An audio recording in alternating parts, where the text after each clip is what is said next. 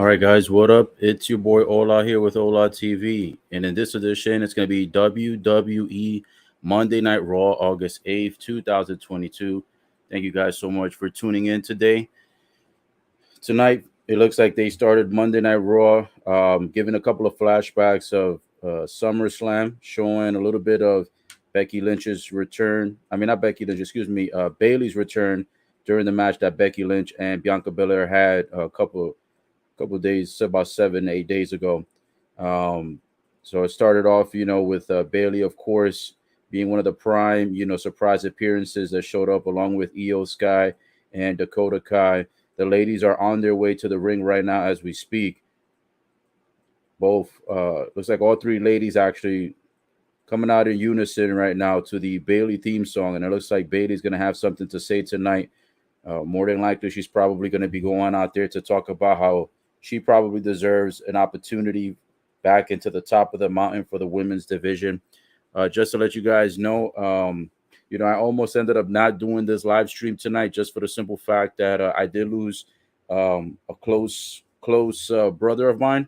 One of the people that I admire and respect passed away this weekend, and I don't want to get too much into the details about it. However, I did want to say that I'm going to continue with the program as normal. I was almost tempted to not want to do the broadcast tonight, just because of the fact that this new loss, has taken a huge toll on me, and it's impacted me greatly. So we're going to do our best to keep it professional and continue moving forward with the broadcast. And if anyone's interested, you can donate to the GoFundMe, and I'll post it later on in the evening, the link in the description, or I'll post it on the screen if I have that available. If not, I'll post it on my Instagram for those that want to donate. So we have Raw has officially started, and Bayley's out here in an entire red outfit, red and black, matching the Raw brand. Her hair, she's also got it red and black as well.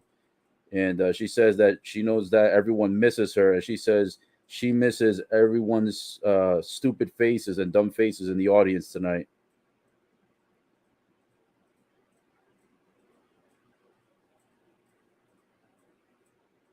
She says that the women's division and just the industry in general is a division that needs to be salvaged, and it's an uninspired division. So she said her return is definitely going to change that around, along with the return of Io Sky and Dakota Kai. She says, "I'm sure you guys don't enjoy watching Becky Lynch playing dress up every week." And she says, "I'm pretty sure you guys do not enjoy cheering on Bianca Belair."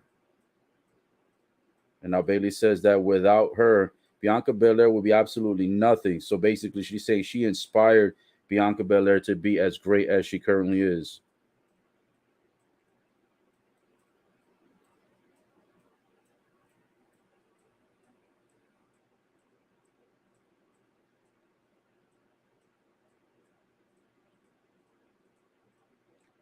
And now she says that she had to break the shoulder of Becky Lynch to bring back, the intensity in the women's division. And she says if it wasn't for her, there would be no hunger in the women's division if these three women didn't return, including herself, Bayley, Io Sky, and Dakota Kai. Which, FYI, the ladies look absolutely phenomenal tonight, looking like a unified faction tonight. Bailey says that no one knows what to do in the women's division without her presence and without the presence of her teammates. And that's the whole purpose of her returning.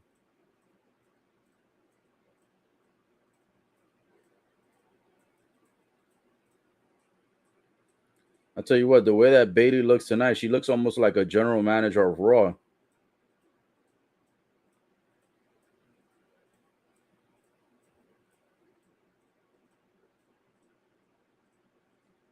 Bailey says that how is she the only one to come and realize what a lethal weapon Io Sky is? And she says that how is it that she's the only one that can recognize the benefits of having someone like Dakota Kai inside of the business and inside this women's division? And Bailey tells the audience, "You guys better shut the hell up so I can think and so that I can talk."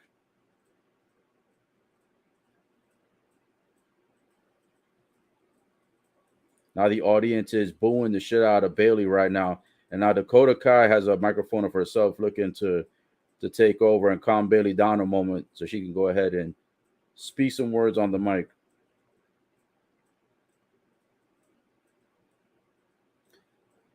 It looks like Dakota Kai is announcing that her and Io Sky are going to be one of the tag teams that should be entering into the women's tournament. For those that don't know, the women's championship has become vacant due to the fact that um, what was it? I believe it was Trinity, and it was Trinity and what's her name? Sasha Banks.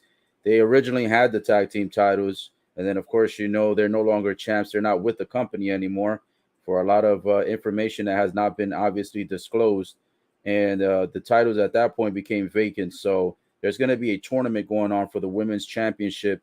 So it's going to be a lot of 2-on-2 competition starting tonight on Raw.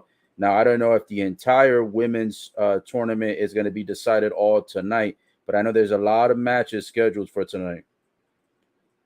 And now we get an interruption by Asuka, Bianca Belair, and Alexa Bliss. So all three women out here tonight looking like they don't have too much respect for the three women in the ring: Io Sky, Dakota Kai, and Bayley. Looks like they have something else to say as far as all the nonsense that's being discussed right now. As far as these three women stating that they're going to be salvaging the women's division because the women's division has been, in their opinion, hurting and has been, kind of like on a downscale. So they're here to bring it up apparently. But these three women here are interrupting, coming out with their own set of microphones, and they all look like they have something to say. So business is about to pick up. Alexa Bliss is going first.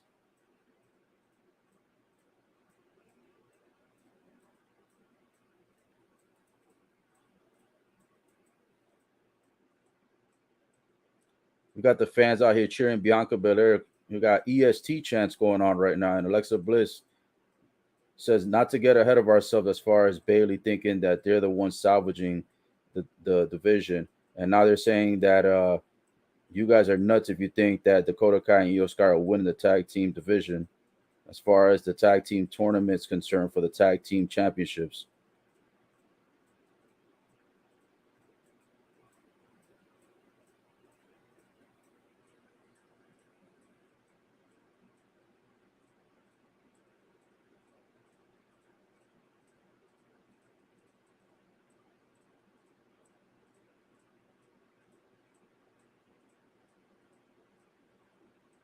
Oh, Bianca says that she wants to get back in the ring and finish what she started with Io Sky.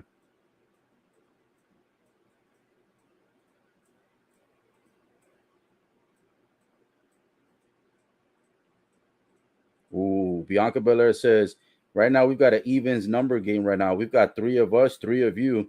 Let's go ahead and get this action going on here tonight.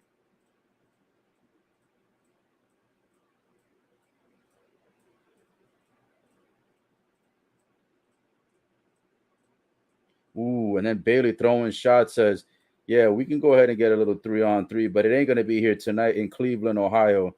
She says basically Cleveland doesn't deserve the opportunity to see us three versus them three. So now she's offering a challenge to the Clash of the Castle coming up later on, I believe in the beginning part of September, because I don't believe there's going to be an August pay-per-view coming up, which is surprising. But the pay-per-view is around September 3rd, if I'm not mistaken. And it looks like Bianca Belair has decided to go ahead and accept the challenge for the 3-on-3 competition.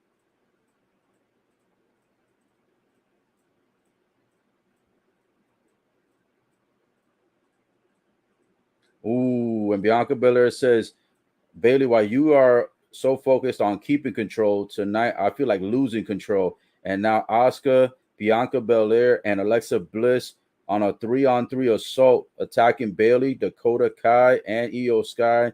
The action now has taken it up to the outside of the ring. Bianca Belair beating the shit out of Bayley over where the fans are located. They jumped over the barricade, fighting near the fans. Fans getting a front row of Bianca Belair and Bayley. Then by the commentators, that you have Alexa Bliss taking on Io Sky, and then on the other side of the ring, you have Asuka taking on Dakota Kai. So the action has broken loose here to start Monday Night Raw tonight, starting with the women getting a little bit feisty with each other. Our referees jumping out, trying to protect them, trying to break it all up. Not enough referees to be able to get this broken up. 6 women still going at it. Now all the women have jumped over the barricade. All the women over here by the fans.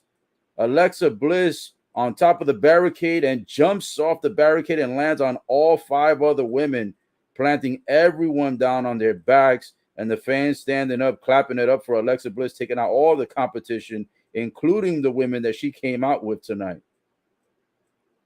Now it looks like there's some more behind-the-scenes officials coming out.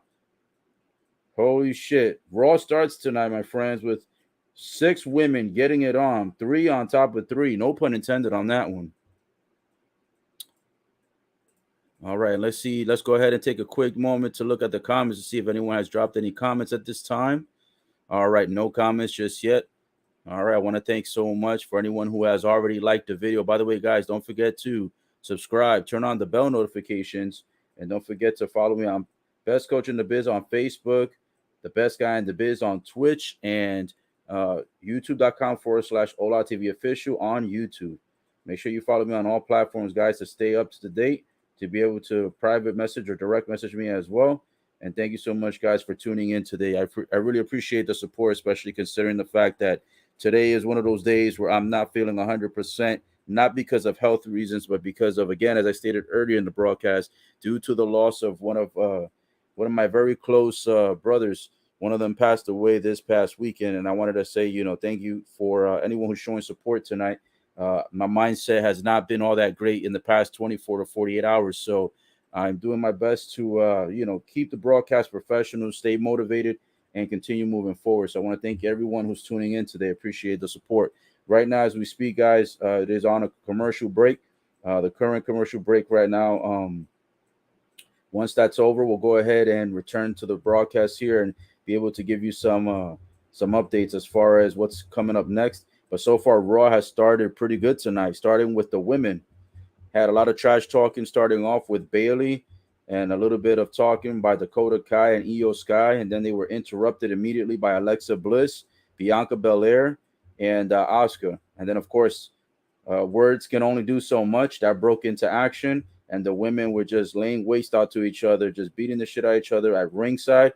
Then it turned over to where the fans are located. Everyone jumped over the barricade, and Alexa Bliss then, of course, does a crossbody off of the barricade, which ends up landing on top of all the women and laying everyone out. And then eventually they get more officials because the first set of officials that went out were not enough to be able to stop the fight because there was 6 women fighting all at once. So the first 3 officials, unfortunately, could not break it up. And they ended up calling about 5 or 6 other officials to go out there and try to stop the onslaught that was going on at ringside and near the fans. So a great way to start Raw, starting with the women's competition, starting to get fired up again in the division, especially ever since, Bayley has returned back, with her 2 proteges. So I think business is going to definitely pick up. And they did announce that they want to do the 3-on-3, but because Bayley says that tonight's Monday Night Raw is being hosted in Cleveland, Ohio, she says, unfortunately, this city doesn't deserve that type of action, basically throwing shade at Cleveland, saying that Cleveland is not a real city and Cleveland doesn't deserve to get this phenomenal 3-on-3. So because of that, they're going to end up pushing that over to the pay-per-view, which is on September 3rd. It'll be next month at the beginning of the month. It'll be the first weekend of that month. And it looks like they're going to have that 3-on-3 at the Clash of the Castle. So Clash of the Castle will be when we get this 3-on-3 action. Throughout the evening today, there should be a lot of 2-on-2 matches as far as the women's division is concerned, because, again, the women's tag team championships have become vacant. So you guys already know, the former tag team champs, are no longer with the WWE business. A lot of speculation was saying that the girls maybe were going to end up in AEW or maybe end up somewhere else. A lot of people didn't know for sure if WWE had taken them out or not, but I would say that it is safe bet to say that the women that originally had it, aka Sasha Banks and Trinity, of course, Sasha Banks and Glow, they're not gonna They're not going to be holding those titles anymore based on the fact that they are currently vacant and having a women's tag team tournament for the titles. So they will crown new tag team champs. I don't know if they're going to be crowned tonight, but I know a lot of the qualifier matches are going to be tonight. Moving on now, here we have returns from commercial break. So it looks like Seth freaking Rollins is actually coming out to ringside. We're going to see in a moment if it's going to be for singles competition or if it's going to be him coming out to talk trash as usual. But I'm thinking it's going to be singles competition because he did have a match last week on Monday Night Raw against Montez Ford, and he did get the victory over Montez. So maybe this week is possibly going to be a rematch to see if Montez can be able to go ahead and get maybe an opportunity to even the score here tonight. So we'll see.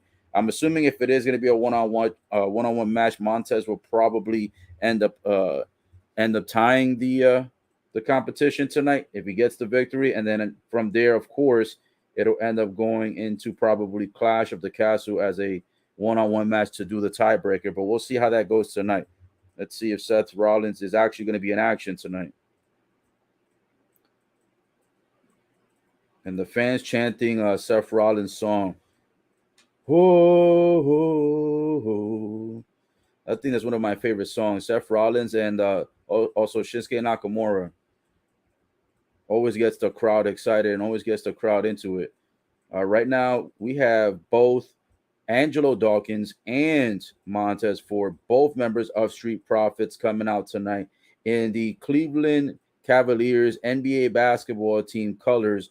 They've got their jerseys on, but of course, they've got the number 6 and the number 24 to represent themselves as Street Profits. Tonight, it looks like actually Angelo Dawkins is going to be going one-on-one with Seth freaking Rollins. I'm surprised that they didn't make this a rematch between Seth freaking Rollins and Montez Ford to try to even up the score and then maybe start a little, rivalry heading into Clash of the Castle. So I guess not. I guess he's going to be facing Angelo Dawkins tonight, one-on-one competition. Now, the other thing that's ironic about this situation as well is the fact that last week when Montez Ford was out there, he actually faced Seth Rollins with no outside help from Angelo Dawkins, no ringside assistance. And so today, Angelo Dawkins is coming out to the ring with Montez Ford. And Montez Ford has actually accompanied Angelo Dawkins to the ring tonight. So it looks like a little bit of a difference between what happened last week and what happened this week. Now, Seth Rollins is over here doing a gesture with his hand, basically telling Montez Ford to get to the outside of the ring.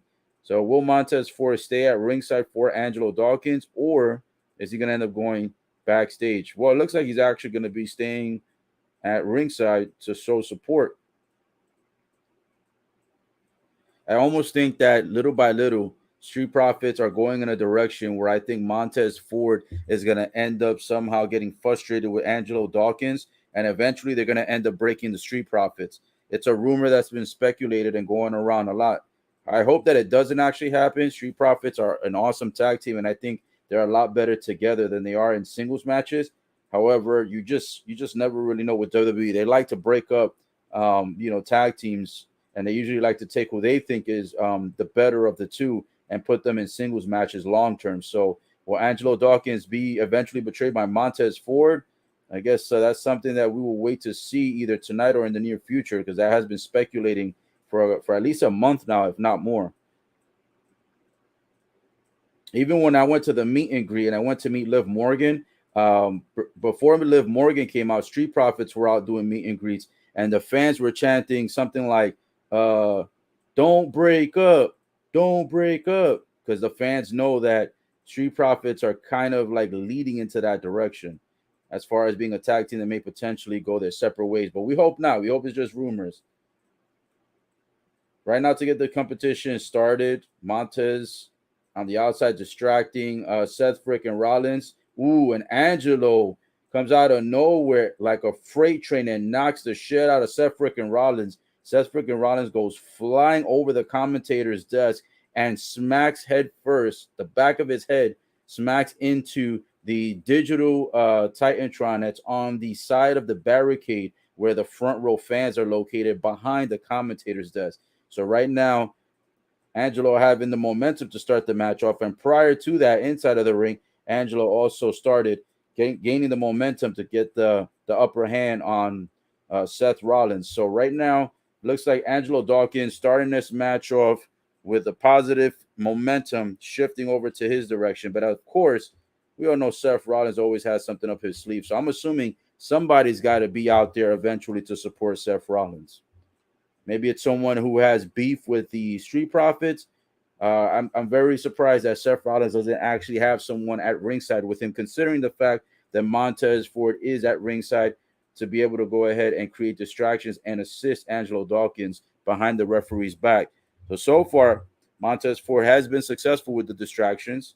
It took Seth freaking Rollins off his game plan for a moment, and he got ran over by Angelo Dawkins and goes flying over the commentator's desk and flew so far back that he hits the back of his head to the digital Titantron that's laid out in the front of the barricade area.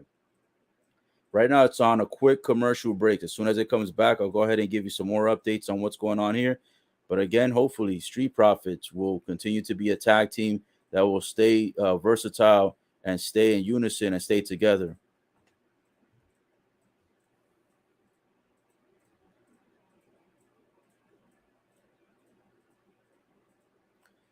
All right, guys. And again, as I stated before, I want to thank everyone who's tuned in tonight.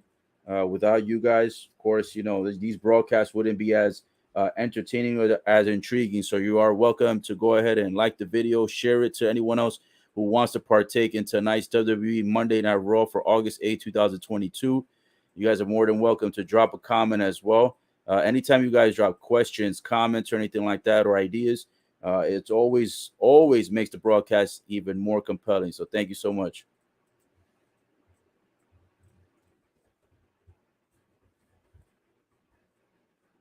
All right, so I'm just gonna take a moment here, guys. Give me 1 second as I go ahead and get ready to pull up a link here to share my YouTube link, because I want to be able to go ahead and provide the link for a couple of my friends over here. Got a little private group chat going on for those that love WWE content. I'm going to go ahead and share the link with them right now as we speak. They can be able to go ahead and tune in on this one.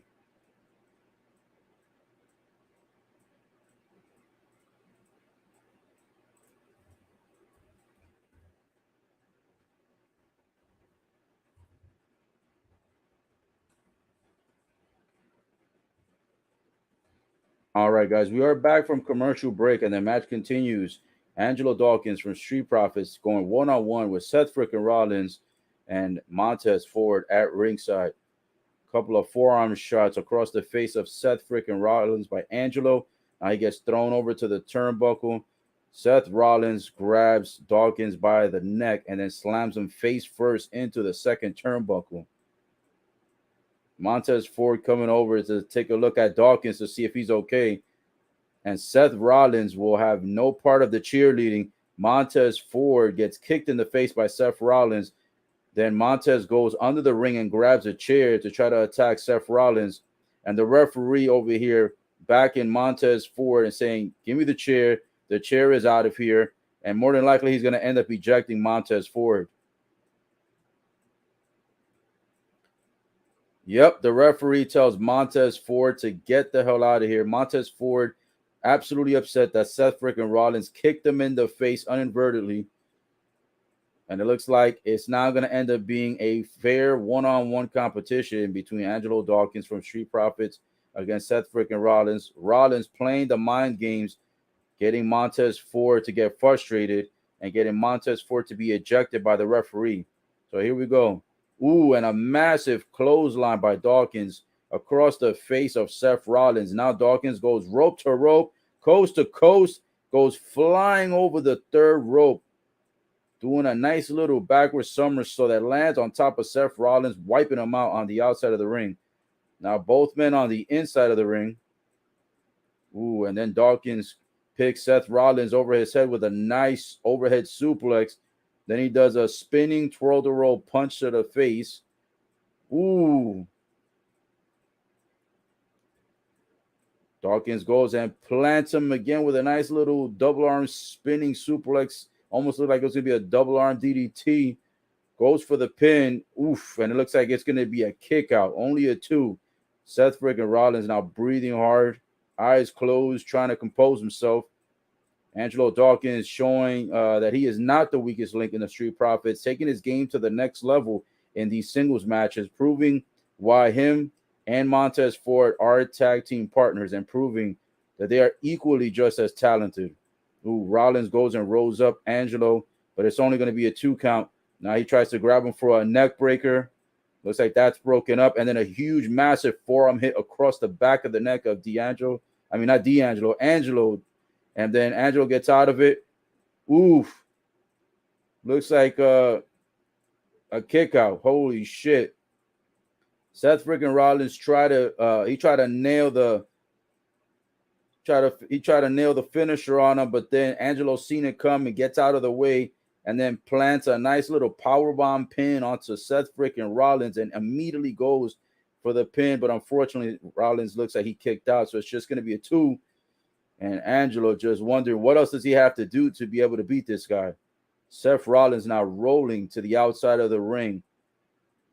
And Angelo out here looking a little bit frustrated. Now he goes to the outside of the ring, sneaking up on Seth Rollins, runs towards him. Rollins gets out of the way and then throws Dawkins straight to the steel steps. Dawkins back into the ring. Rollins again tries to perform the finisher. Dawkins gets out of it. Holy shit. Shoulder first into the canvas. And now a pedigree performed by Seth freaking Rollins. 1, 2, 3. Oh, man. And a fair victory and a fair win by Seth freaking Rollins, courtesy of the pedigree, which was Triple H's vintage finisher. Holy shit. And now Seth Rollins running towards Angelo and plants him face first into the mat, stomps his neck to the ground. Montez Ford comes flying out to the ring to make sure that Angelo's okay. And Seth Rollins, of course, with his tail between his legs, running out of the ring and exiting quickly to the entrance. Exiting out the building very quickly. And Montez Ford looking absolutely upset to the fact that Rollins gets another victory. This is 2 victories, 2 weeks in a row that Rollins gets. 1 over Montez last week and 1 this week over Angelo Dawkins. Seth Rollins on a roll now.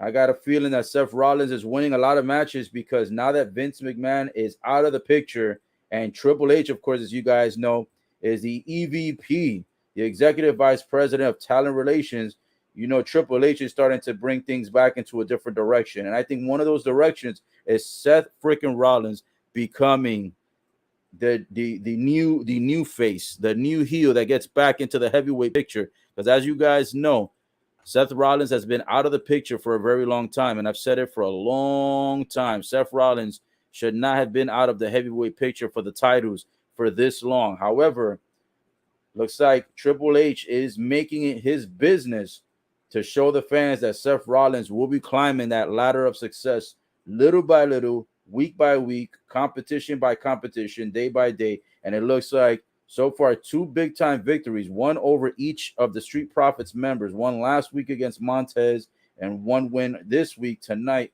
against Angelo Dawkins. It looks like Seth Rollins is on his way to climbing the top of the mountain. Now, I know that Angelo and Montez are in the tag team division. However, the fact that Seth Rollins was able to get a victory over both individuals and able to do it without cheating, able to do it without any chairs, able to do it without any outside interference, that shows me that they're putting more weight behind Seth Rollins. And it looks like Rollins is more than likely going to be climbing little by little secretly back into the heavyweight division. And if you guys recall, there was a previous Monday Night Raw where Seth Rollins had actually pulled up, and that was the same Raw where he injured Riddle at the end of the Raw. Prior to him injuring Riddle, if you recall, the Bloodline was exiting the ring.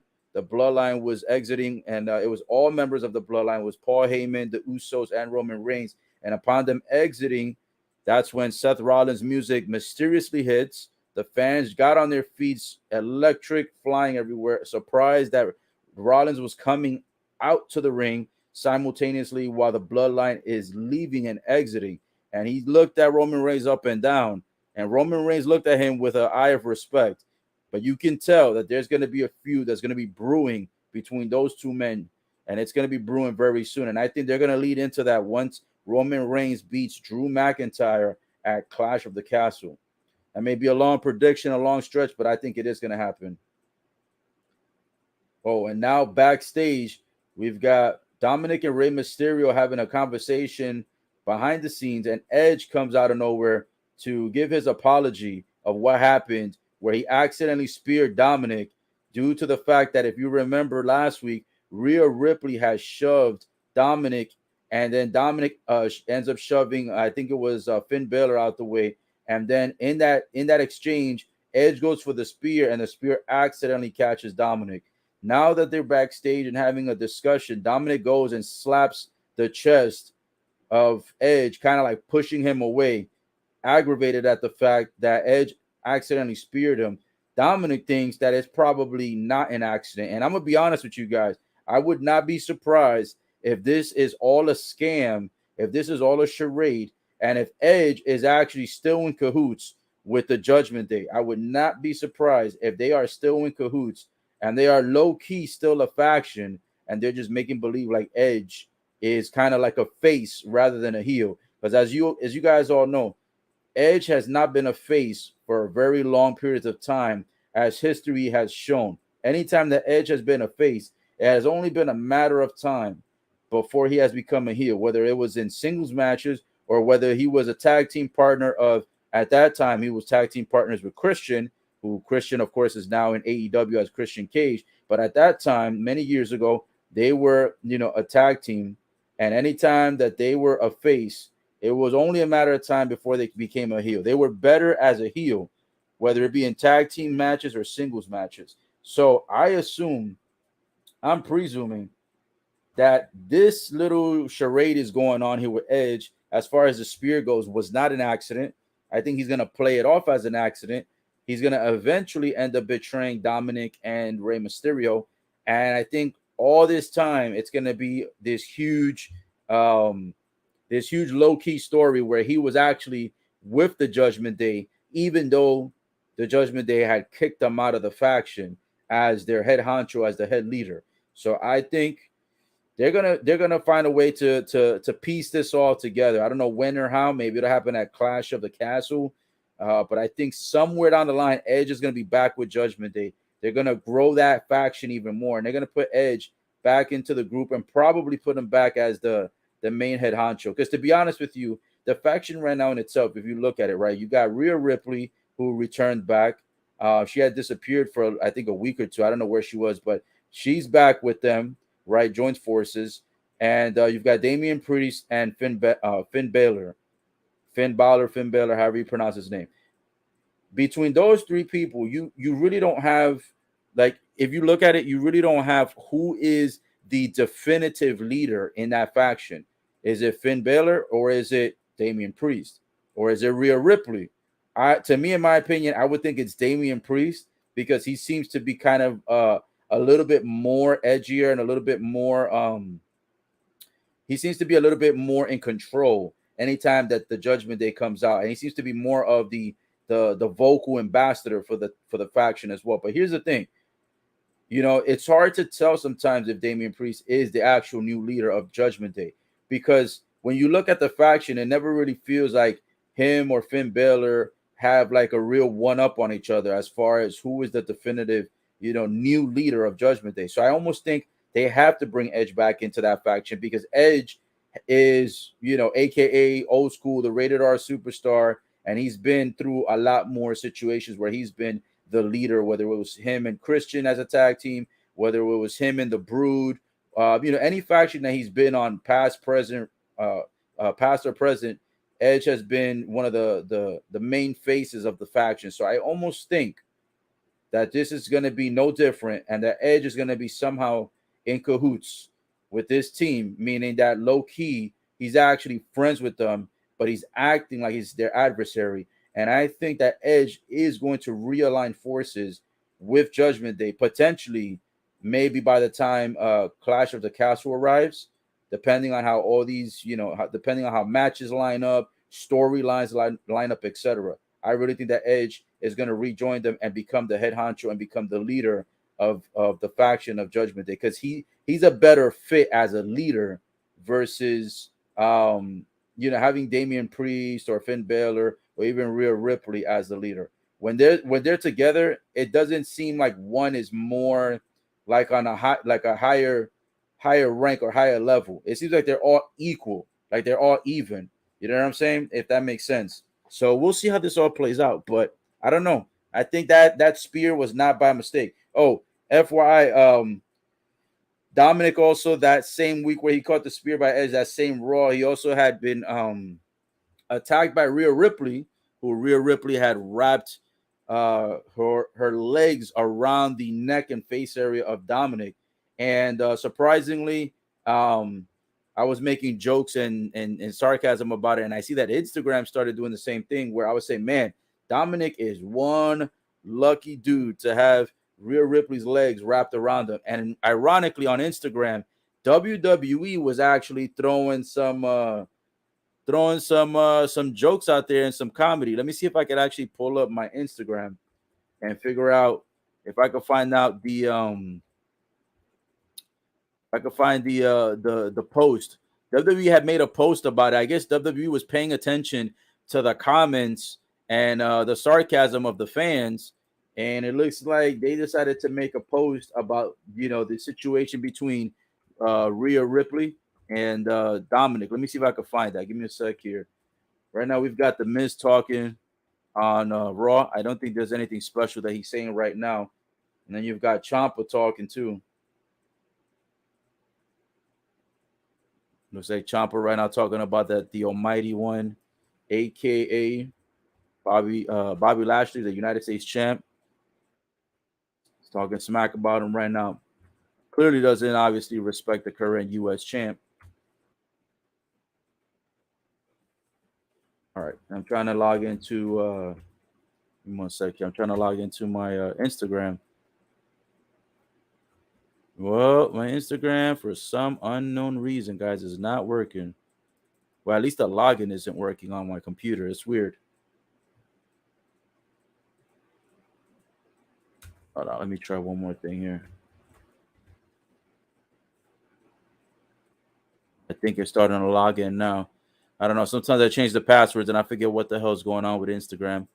So I'm always logged in, so I never really remember the password for this. But let me see if I can find this post. It was a funny post.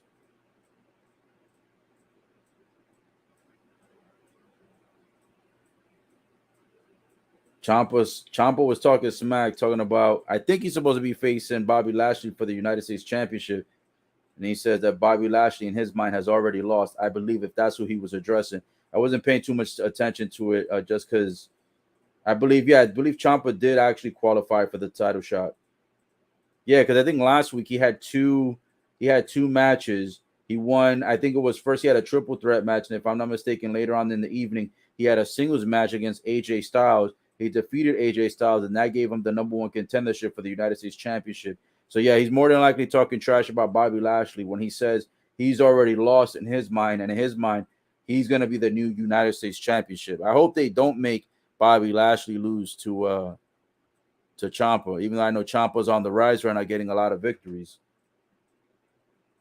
Coming up next right here, after the whole Ciampa patting himself on the back that he's going to be the new United States champion coming up in the near future. Now we've got another singles match here, and it looks like it's going to be Ezekiel in the ring first. Kevin Owens joined in the ring. The bell has rung. Kevin Owens laying waste right now to Ezekiel, taking him to the outside, running his face into the ring post, then slamming him across the commentator's desk, and then he grabs him again and then rams him head first body into the bottom portion of the commentator's desk. And now it looks like he's about to perform a power bomb. Ooh, and he lands the power bomb on the apron, the edge of the apron of the ring. Oof, that caught Ezekiel nasty across the back. He caught Ezekiel in a diagonal position where he power bombed him on the outside. But instead of landing him on the floor of the outside, he lands Ezekiel's back on the apron of the ring. And it looks like Ezekiel is laid out right now, not moving. Referee checking up on Ezekiel right now. And Ezekiel right now looking like he may be out of competition. It looks like they're calling for either a stretcher or for some other outside assistance. Yeah, it looks like the stretcher is on the way. So Ezekiel right now is going to end up being carried out. Looks like this singles match is going to end, I guess, in a no contest. Kevin Owens came out, I guess, to make a point. He's over here in the ring laughing and smiling at the fact that he has Ezekiel laid out. Man, brutalized Ezekiel on the outside of the ring. He attacks him on the inside of the ring. Then they go to the outside, bashes his head right into the outside ring post, throws him twice to the commentator's desk, and then power bombs him on the edge of the outside part of the ring. And Ezekiel landed nasty on the outside of that apron right there. So Ezekiel right now is getting medical attention, about to be carried out of the arena on the stretcher. Kevin Owens finds this very humorous and just laughing his ass off in the ring, watching as the EMTs and everyone come out to help Ezekiel be escorted out on the stretcher. Kevin Owens, I guess, trying to make an impact into WWE because, as you guys know, he has not been in a lot of competition as of recently. There was also rumors that he was going to end up being released, or that I don't know if he was either going to be released or he had requested to be dismissed from the company. But I know that he was apparently a few months ago he was possibly going to be leaving WWE, and then he ends up re-signing the new contract. But ever since he re-signed his new contract, he hasn't really done shit. So I guess this is going to be an opportunity for him to start picking his game up, taking Ezekiel out of competition, temporarily. Maybe this is going to be, the new Kevin Owens, savage Kevin Owens, looking to make a name for himself again. Because I'll be honest with you, he has not been in competition. And when he has, it has been absolutely lackluster. So maybe they're trying to rebuild his image and maybe, possibly bring him back into the industry as a viable option, for future matches, whether that be singles or tag team. I know that he wanted to tag team with Riddle prior to Riddle getting injured, of course. If you guys recall, Kevin Owens had the KO show, and Owens was interviewing Riddle. During that process of interviewing him, he said he complimented but then insulted Riddle and Randy Orton within that same sentence, where he says, RK Bro, that was a good tag team. You guys did your thing, basically. But then after that, he says, but what would be better than RK Bro? He said something like, what did he say? He said, I forgot what he named it, but it was a combination of KO and then Riddle's bro combined together. I don't know if it was KO Bro. Yeah, I think it was KO Bro. He says KO Bro has the opportunity to be the new tag team of the industry and can be a lot better than RK Bro. And so within that same context, he complimented and insulted Riddle as well as his former partner Randy Orton. So Riddle didn't take too kindly to that. And then during that segment was when Seth Rollins came out and attacked Riddle. And then, of course, that eventually led up into Riddle was supposed to have the match with Seth Rollins at SummerSlam, but then he got taken out of competition due to, Seth Rollins stomping Riddle's head through the steel steps. So that ended up removing that match. And then, of course, in SummerSlam, they still ended up having an interaction between Seth Rollins and Riddle. And, of course, Seth Rollins got the upper hand on that, too, and left Riddle laid out in the middle of the ring. So, so prior to all that Seth Rollins Riddle stuff, Kevin Owens was trying to recruit Riddle as a tag team partner. Now that Riddle's gone, courtesy of Seth Rollins taking him out of competition, are they going to have now Kevin Owens, I guess, in singles matches? Because Riddle, we don't know when his expected return is going to be. And now you have Kevin Owens in competition after months of not doing shit. And he faces Ezekiel. He starts the match off by stomping Ezekiel in the corner on the bottom turnbuckle, a couple of kicks across the face and the chest area. Then they go to the outside of the ring, and then he beats Ezekiel up all over the outside of the ring. Ezekiel now getting carried out. So is Kevin Owens, I guess, going to be brought up in the singles division now, and I guess they're going to put away the tag team opportunity now that Riddle's injured. We'll see how that goes. But I can be honest with you, Kevin Owens is someone that typically I don't like watching his matches too much. To me, he's gotten like less and less interesting throughout recent years. So we'll see how they utilize him. But so far, he's taken out Ezekiel to start it off for this Raw. So we'll see how that develops into the future. Now, after going off on a tangent about KO, Seth Rollins, and Riddle, it looks like moving forward now that commercial break is over, we have the Judgment Day coming out right now. Got Damian Priest, got Finn Balor already at the entranceway. I don't see Rhea Ripley with them.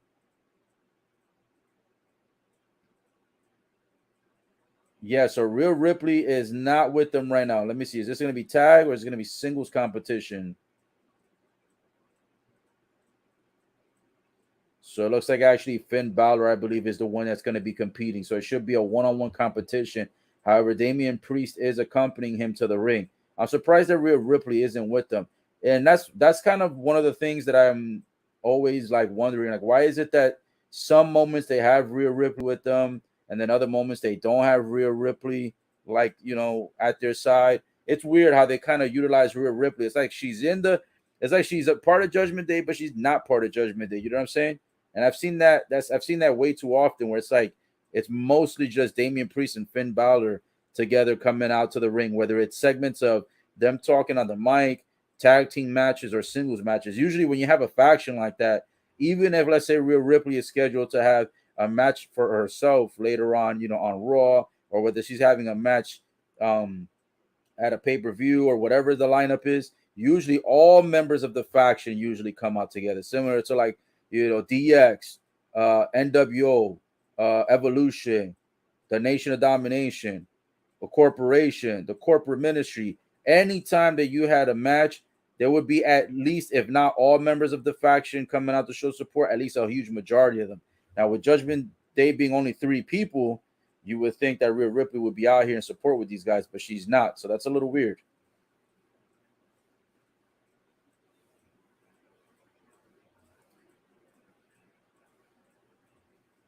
And Finn Balor out here talking smack about Dominic.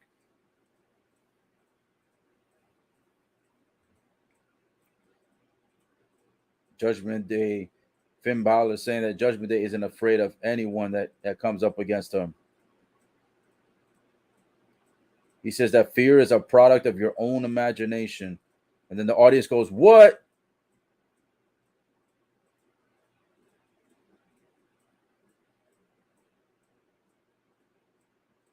Finn Balor says that fear is an imagination, but danger is very real. And tonight, you are going to feel danger when you come up against me.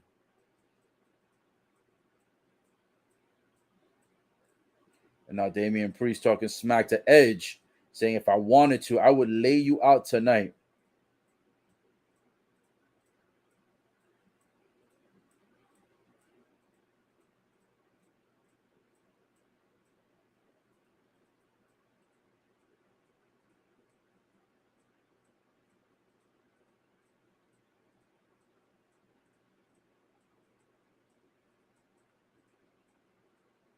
Damian Priest throwing out a challenge against Edge. He says, Edge, you as the rated R superstar going one-on-one against the Punishment.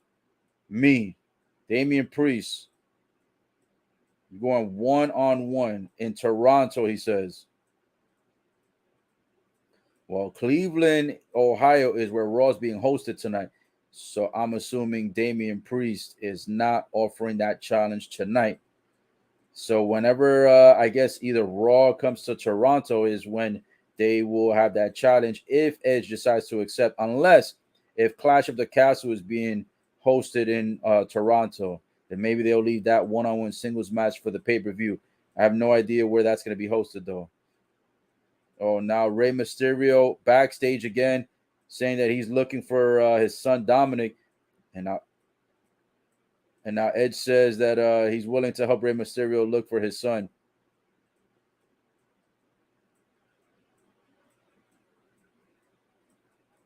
I got a feeling Edge is definitely going to turn his back on Rey Mysterio and Dominic. I'm telling you, man. There's something fishy about this shit. They keep showing segments where Edge is like alone with Rey Mysterio, or Edge is like backstage apologizing to Dominic and Rey, and it's like they have a. This is the second segment of Raw tonight, where the first one was with Edge trying to apologize to Dominic and Dominic pushing Edge away. Now this second segment, they neither one can locate where Dominic is. Dominic has disappeared somewhere. Rey Mysterio has been looking for him. Edge has been looking for him. And Edge now stating something about, I don't know if he offered to go out and support Rey Mysterio on his one-on-one match tonight against Finn Balor. Or I don't know if he mentioned that he's going to continue to be on their side or is apologizing. But all I know is that there's something fishy in the water, man. Something's going to go on where Edge is going to come out and act like he's supporting these guys. And he's going to end up either accidentally attacking one of them again, more than likely accidentally attacking Rey Mysterio because he's already accidentally attacked Dominic, or he's going to purposely attack them and then reveal eventually that he's still a part of Judgment Day. Even though Damian Priest did offer and issue a challenge one-on-one against Edge in his hometown of Toronto, I still think this is all a scam, bro. I think that Edge is just playing the Mysterios. I think he's playing games with them, and they're gonna end up getting betrayed. Similar to how back in the days when Eddie Guerrero and Rey Mysterio were friends, and then all of a sudden Eddie turns heel, and then Eddie starts trying to take Dominic away from Rey Mysterio. That was a great rivalry, by the way, a long time ago.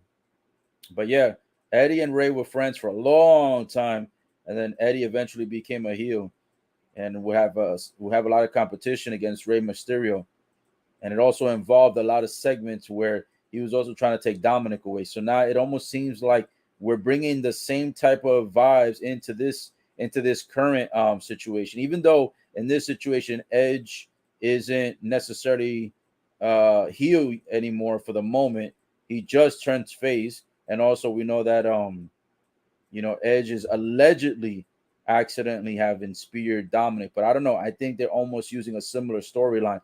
The way that they're leading up to it is going to be obviously different than the way they used to do with Eddie Guerrero and Rey Mysterio when Dominic was, probably like 5-10 years old. It was a lot different the way they did that storyline, but in some ways it's somewhat similar because it involves his son again in the mix. You know what I'm saying? And it involves another person trying to kind of be involved into the situation. In this situation, I would say Edge is kind of like the Eddie, where he was kind of the face for a little bit and then turned heel. So I don't know. Might be a little bit of a stretch. I think personally, Edge is going to be turning heel not too far into the future. So a lot of predictions, but we'll see how it all unfolds. Of course, if WWE does it right and plays it right, we'll see how that all turns out. Currently, right now, we are on a commercial break. So since we are on a commercial break, let me go ahead and see if I can find for you guys exactly what I was referring to earlier when it comes to the what was I saying earlier? The situation with WWE. Let me go to WWE, and I'm going to share my screen in a moment. I'm going to try to pull up that WWE. I don't know if it was Reels. I think they posted. It was either a video they posted on their Reels for Instagram, or I think it was a photo. No, actually, I think it was a video because it was Rhea Ripley wrapping her legs around Dominic. Let me see. Let's see if it's how did they post that? Let me check this. This should be the video, I think. Let me double check. I'm gonna try to keep the volume off though, hopefully, because I don't want it to get flagged. Because I know sometimes they be doing the whole copyright shit whenever you have the volume on.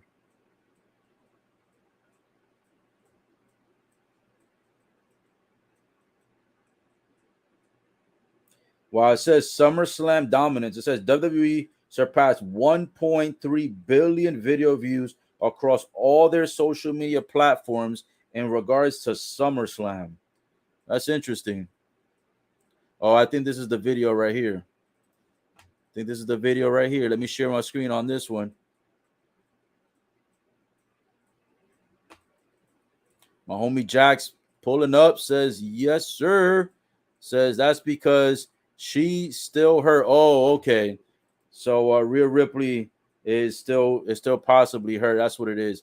She didn't look hurt when she wrapped those legs around Dominic. I'll tell you that much.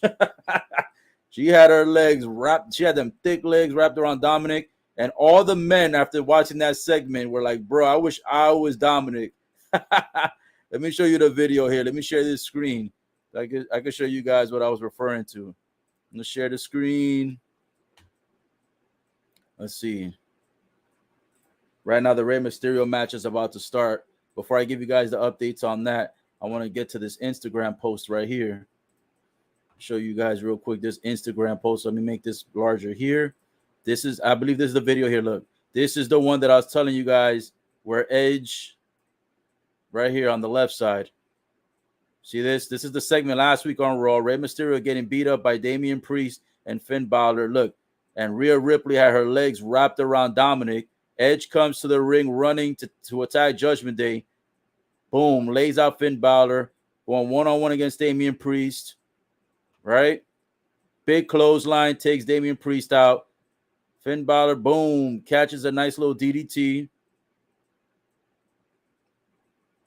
And then this is where it happens right here. Look, Edge all pumped up. Here he goes to try to spear. I believe it was Finn Balor who's going to spear. Dominic gets shoved by Rhea Ripley. Boom, and a huge spear. Lays his ass out. And I don't know if this was the one that had the comments, man. Let me see real quick if this had the comments. Ripley with the assist. Dominic got hurt, by the way. Says Rhea loves to beat up Dominic. Yeah, I think this is the one. Enough with Mysterious getting involved. Dominic be like, why always me? Let me see what else. There was some comments here. Man, I can't find them right now, but that's the Instagram.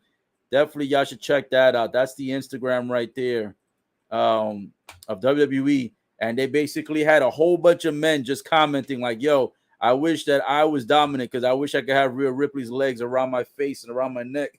And then WWE read a lot of those comments and then they reposted. And on the comment, on the caption, they listed something that says, it says some shit like, oh yeah, all you guys, Dominic living the dream of all of the fans or some shit like that. And then people were like, look at WWE throwing shade out here and shit. Oh man, that shit was funny, bro. WWE was chiming in on all the comments of the men, saying how jealous they are of Dominic because of Rhea Ripley wrapping the legs around him. Right now, we got Rey Mysterio starting off this match with high impact. It looks like he had Finn Balor on the outside of the ring, and he went flying. I think he went flying through the ropes, took him out, and then I missed what else he did on the outside. But now Rey over here jumping off of the third rope turnbuckle and lands on top of Finn Balor, and then smashes his face against the turnbuckle. Now he's throwing them rope to rope. Rey Mysterio ducks, flies over. Finn Balor ducks himself, and Rey Mysterio lands on his stomach, flying across the ring. Right now, Damian Priest is at ringside for Finn Balor, but no one at ringside for Rey Mysterio. No Dominic, no Edge.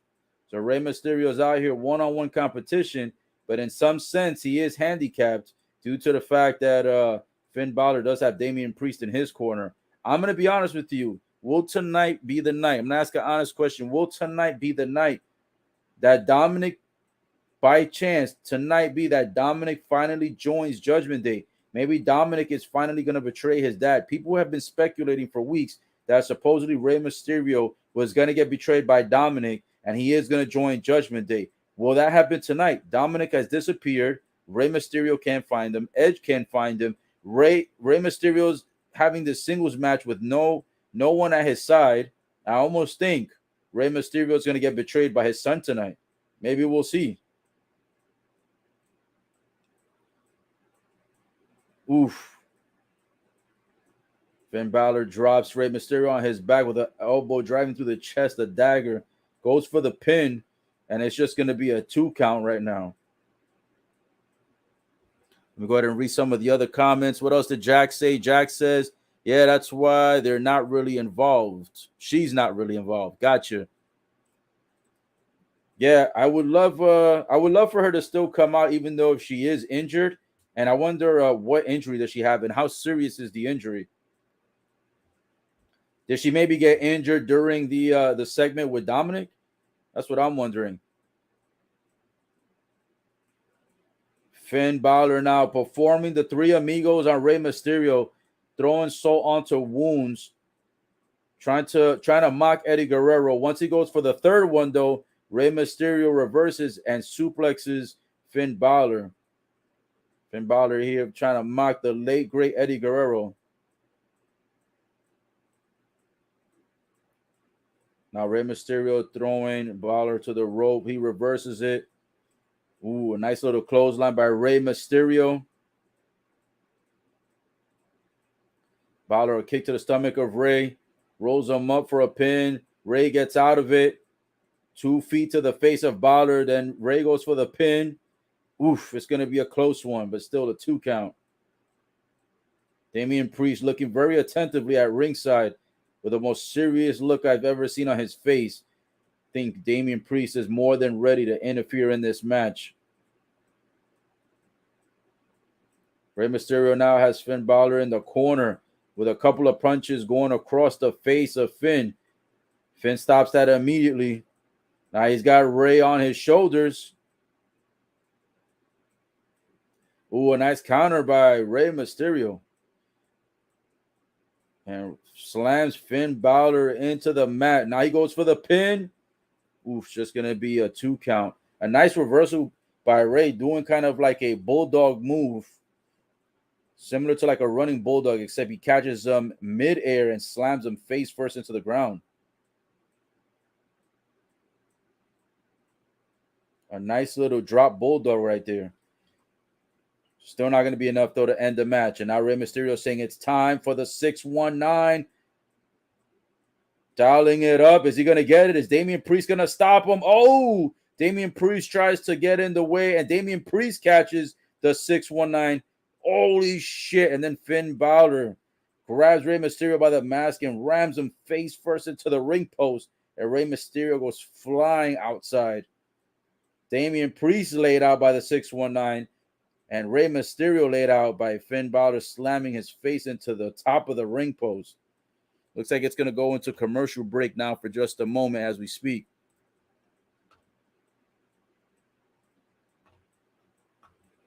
Man, oh man, Raw tonight so far has been pretty good. I like what they're doing with Judgment Day. I like what they're doing with Dominic. I like what they're doing with Edge. I like what they're doing with the women as far as the 3-on-3 little mix-up that they had earlier with Dakota Kai, Io Sky, and Bayley going 3-on-3 against Bianca Belair, Asuka, and Alexa Bliss. They had a nice little 6-woman brawl. It wasn't an official match. It was just women talking shit amongst women, and then it broke out into a fight.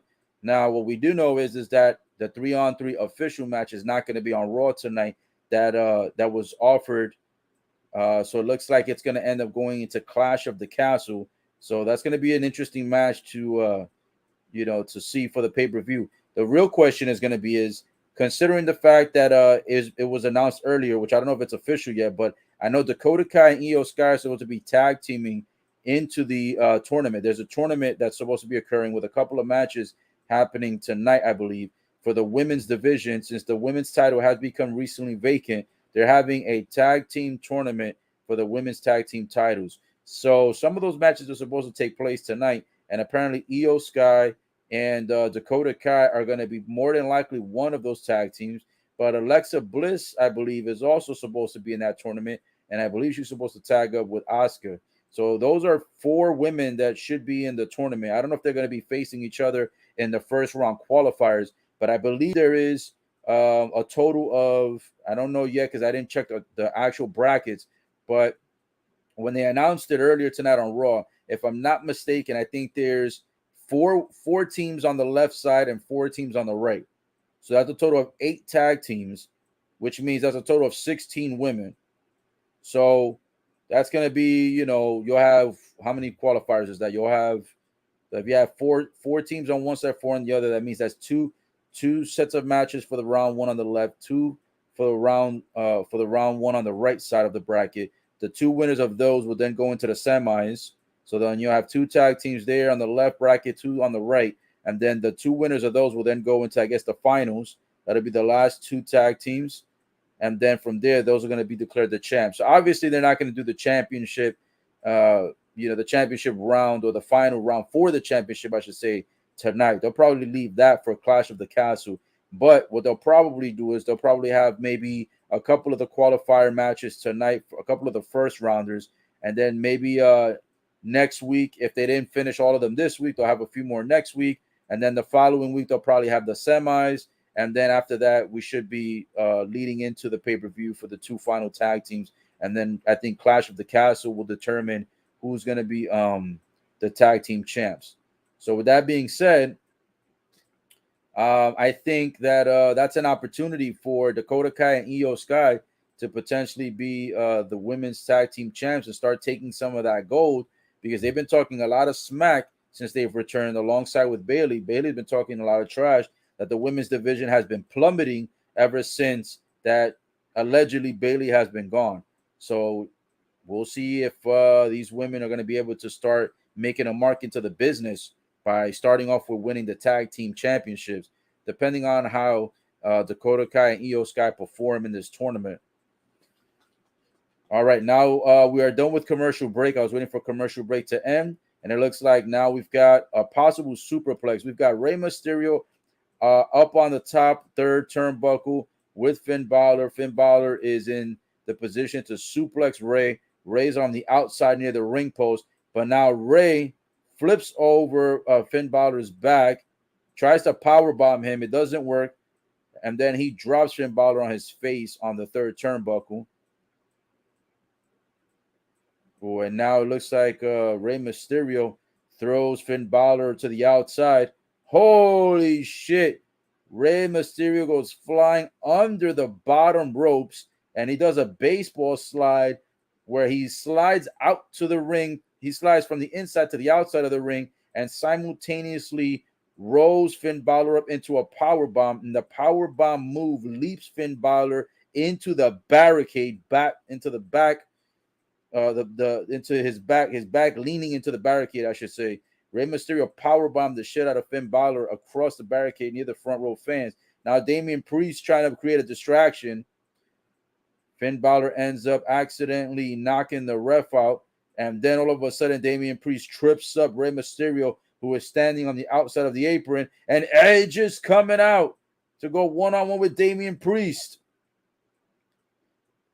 Ooh, and Edge runs Damian Priest into the steel steps and into the ring post. Then he gives Damian Priest a huge boot that lands Damian Priest on the outside over where the fans are located, flip them over the barricade. And now Edge continuing to attack Damian Priest, and both men fighting all the way to the other side where the fans are. And now this evens the odds with Rey Mysterio and Finn Balor. Finn Balor goes and tries to pull Rey Mysterio up, and then Finn Balor gets caught in a kick to the abdomen. Rey Mysterio performs a nice little roll-up pin, but unfortunately, it's going to be just a 2. Kicks out, and the match will continue. Damian Priest has been taken out of the competition courtesy of Edge, rolling him out. Will Damian Priest show up again somehow? Because, sometimes even when people are at ringside and they get taken out through the fans, they tend to find a way back into the ring. I'm pretty sure Edge is going to continue to handle Damian Priest for the most part. So this should continue being a fair singles match from here on in. Ooh, and Rey Mysterio catches Finn Balor in a nice little Itziguri, which lands Finn Balor over to the second rope. It was going to lead into a 619, and Rey Mysterio then gets laid out by Finn Balor. Then a big-time forward dropkick into the chest area of Rey Mysterio performed by Finn Balor. Finn Balor going to the top. Will he connect with his high-risk maneuver? Leaps off, tries to stomp onto the chest of Rey. Rey gets out the way. Rey with a Hurricane Rana throws Finn Balor back to the second rope, dialing up the 619. Looks to the outside of the ring. Who's on the outside of the ring? Holy shit. Rhea Ripley is on the outside with Dominick, and Dominick's shirt is ripped open and shredded in half. Lo and behold, now we know why Rhea Ripley's ass was not out here at ringside with Judgment Day. It is not because of the injury. It is because she was taking care of Dominick, has Dominick hostage. Oh my God. Then Finn Balor takes advantage of the distraction, plants Rey Mysterio on the mat, climbs to the third rope, stomps on his stomach 2 feet first, leaping off the third rope, goes for the pin, gets the 3, and now the cameraman shows a close-up of Dominick. Dominick has red marks across his face, looking like he's bleeding or scratched up. Rhea Ripley still has Dominick hostage on the outside of the ring, while Rey Mysterio is on the inside of the ring, grabbing his stomach after Finn Balor stomped a mud hole through his stomach, leaping off the third rope. Rey Mysterio looked like he was about to get the victory due to the fact that Edge was able to wipe out Damian Priest and take him out to the backstage. But unfortunately, the distraction by Rhea Ripley carrying Dominick over her shoulder. Rhea Ripley showing the massive strength, carrying Dominick, who's I'm sure at least, if not 180, 200, or 210 pounds. She carried him with one arm over her shoulder from backstage near the entranceway, but she stayed near the Titantron only to create a momentary distraction so that Finn Balor could then perform his high-risk maneuver off the third rope, landing onto the stomach area of Rey Mysterio. And boom, Rey loses the match, and Judgment Day still has Dominick hostage laid out. Will Dominick join Judgment Day? I almost think it's going to be a matter of time before Dominick leaves the side of his father, Rey Mysterio, and decides to join Judgment Day and become a heel and set himself on a path to success with a dominant faction here in the WWE Monday Night Raw. Man, oh man. Here we thought, look at that. Here we thought this whole time. My homie Jack said that Rhea Ripley was not there due to the fact of injury, but it looks like Rhea Ripley has shown up tonight.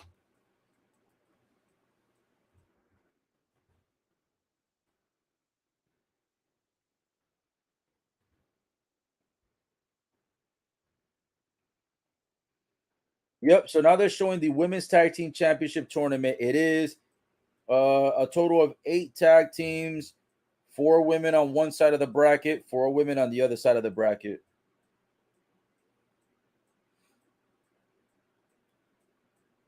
Now we've got Dana Brooke accompanied by Tamina backstage. Dana Brooke is the current 24/7 champ.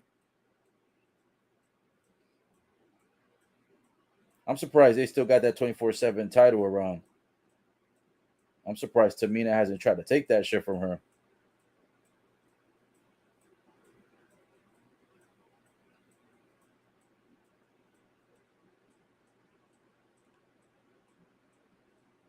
Oh, Bayley coming out to interrupt, accompanied by Dakota Kai and Io Sky. And she says that, don't worry, Dana. We're not going to roll you up for the 24/7 title. We're going after bigger titles that suit us.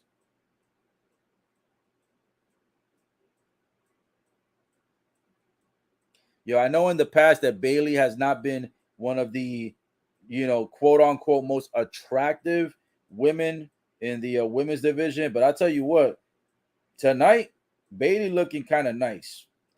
I'm not gonna lie, Bayley looking kind of nice tonight. No cap. So it looks like tonight, one of the matches that's gonna take place is gonna be Dana Brooke teaming up with what is it, Tamina, and then they're gonna be going up against Dakota Kai and Io Sky. So it looks like that's gonna be one of the qualifiers. It's gonna be again. There's a total of 8 tag teams. And it looks like one of the first qualifiers is coming up next after commercial break.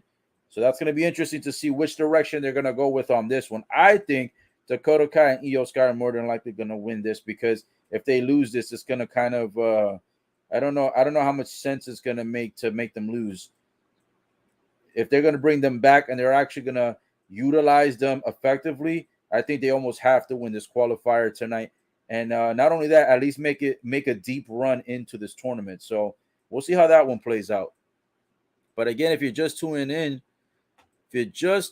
Rhea Ripley showed up. Rhea Ripley showed up.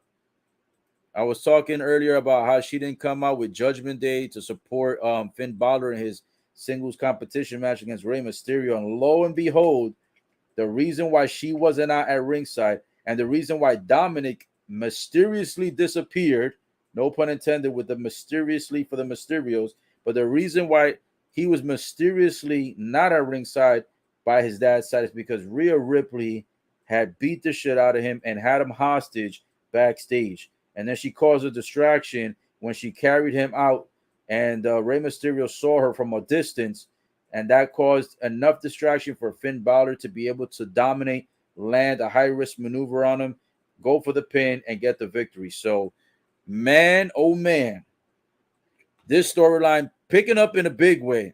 And I think I like it. I like the direction they're going with this. They're making it more interesting versus, versus it just being, a segment where where it's constantly like just them attacking the Mysterios, from behind or something like that. I like how they're making this kind of like a hostage situation. It gives you that little bit of a corporate ministry. Remember, the ministry joined the corporation and they started abducting. I think it was who was like Stephanie and a bunch of different people. Actually, it was the ministry that was abducting, I think, Stephanie and then some of the corporate members, and then eventually they joined forces because it was all a part of the master plan. And then behind the entire master plan was, of course, your boy Vince, who kept looking like he wasn't a part of the master plan, and eventually he was the Grim Reaper. So yeah, I think this is giving kind of like a ministry, corporate ministry type of vibes, and I think that Dominic almost has to join. If Dominic doesn't join Judgment Day eventually, all of this to me would have been for waste because it's just so much buildup. You know what I'm saying? It's too much buildup for it to just be we're gonna continue having the Mysterios facing Judgment Day. You get what I'm saying? There's got to be something there has to be a light at the end of the tunnel where they gotta segue this into it being something bigger than it just being Judgment Day versus the Mysterios and Edge, going up against his former faction. Something's got to give. I would like it if WWE went as far as not only having Dominic join Judgment Day, but then, of course, as I stated earlier, having Edge rejoin Judgment Day and be the leader of Judgment Day. That to me would be a phenomenal faction. Edge as the leader, Damian Priest by the side, Finn Balor, Rhea Ripley, and Dominic. 5 names, 1 faction. Man, I think that would be an awesome lineup right there. Different people from different backgrounds, different gimmicks coming all together to be in one faction, Judgment Day. Man, I like it. Maybe that's the direction they're going with. Maybe they're trying to make like a ministry version in Judgment Day. That's what I think. We'll wait and see. Hopefully WWE and the creative team can see that bigger picture and add it to the lineup. I would love to see that on Monday Night Raw. All right, we've got Bayley coming out first. Looks like she's going to be accompanying her girls to the ring. She's got Io Sky coming out now. And Io Sky over here laughing it up. Super excited to be in this Women's Tag Team Championship tournament. Now we've got Dakota Kai coming out to her own theme song. Bayley clapping it up for Dakota Kai. And it looks like Dakota Kai and Io Sky will be in tag team competition tonight. And of course, Bayley accompanying the ladies to the ring, making sure they get it done tonight so that they can continue on to possibly contend, I should say, for the tag team women's championship somewhere down the road. And now it looks like it has officially been announced that Clash at the Castle will be hosting the 6-woman tag team match, which will be, again, as I stated earlier, Bianca Belair, Alexa Bliss, and Asuka going 3-on-3 competition against Bayley, Dakota Kai, and Io Sky. So that is officially announced. Earlier, it was proposed by the women, but it has been officially announced now that it is one of the official matches for the pay-per-view. So we will see that September 3rd. Coming out to the ring now is the 24/7 champion, Dana Brooke, and now her tag team partner coming out as well, Tamina. So here we go. Here goes the first qualifier of the Women's Tag Team Championship Tournament.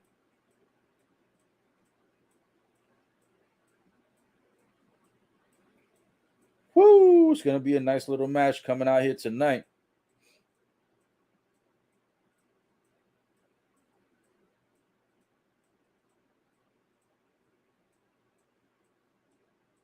Tamina over there giving a nasty look over at the women that she's going up against. And also giving Bayley a nasty, dirty look. Man, I'm not going to lie to you. All the women look good tonight. Io Sky looking good. Dana Brooke looking pretty good. Bayley looking good. God damn. Dakota Kai looking good. Sheesh. All right. Bell has rung. Going up to start the match for the tag team tournament. In this tag team match is going to be Dakota Kai and Dana Brooke starting it off. Dana Brooke right now has got Dakota Kai wrapped up from behind. No pun intended. Now Dakota Kai reverses Dana Brooke over here with a headlock. Ooh, and a nice little one-arm suplex performed by Dana Brooke. Then she does a cartwheel, kicks Dakota Kai in the face, goes for a pin, and it's just going to be a 1 count.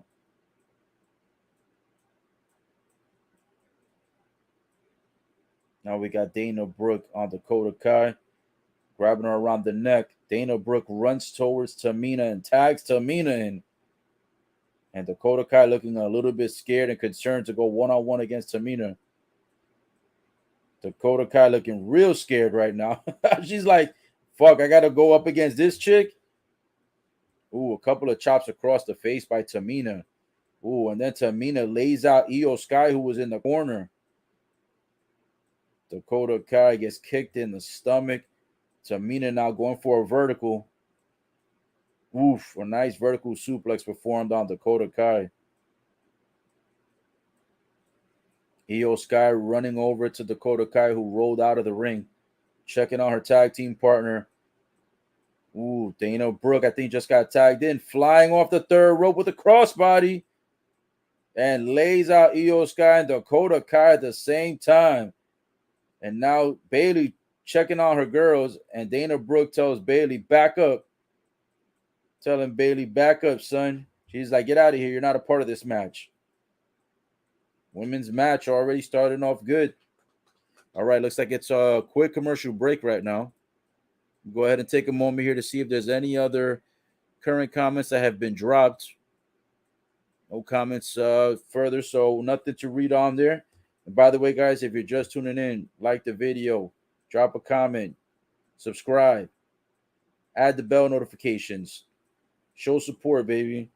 Anytime you like the video, it helps the algorithm. Anytime you comment, it helps the algorithm. Also, anytime you comment, I'm always here willing to go ahead and interact with you. So thank you for everyone who's tuned in and still tuned in. And hopefully you guys will continue to share this, show support.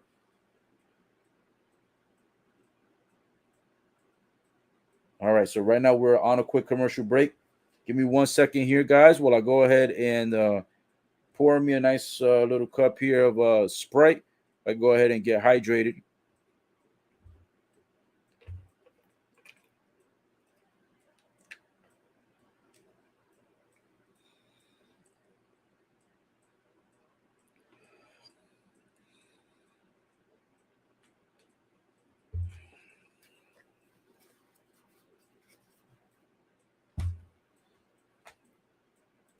Woo! Thank you so much for patiently waiting. I had to go take a moment to drink some Sprite. Man, oh man, you know, when you do all these live streams and live commentary, It can definitely get you, get you a little bit dry. No pun intended. Pause. All right. Right now we are still on commercial break. So as soon as it comes back, I'll be giving some more updates on the women's match. I really hope they give this one to Dakota Kai and Io Sky, just because, like I said, I want the momentum to start for these women. You know what I'm saying? These women out here looking to make make a change in the industry, especially in the tag team division, and they're looking to change the women's division by adding some new faces into the rotation. So hopefully Dakota Kai and Io Sky get the victory tonight so that they can move forward into the tournament. I'm very, very curious as to who else they're gonna have in the tournament. I know that for sure they're gonna have Alexa Bliss and Asuka teaming up, so that's definitely another tag team.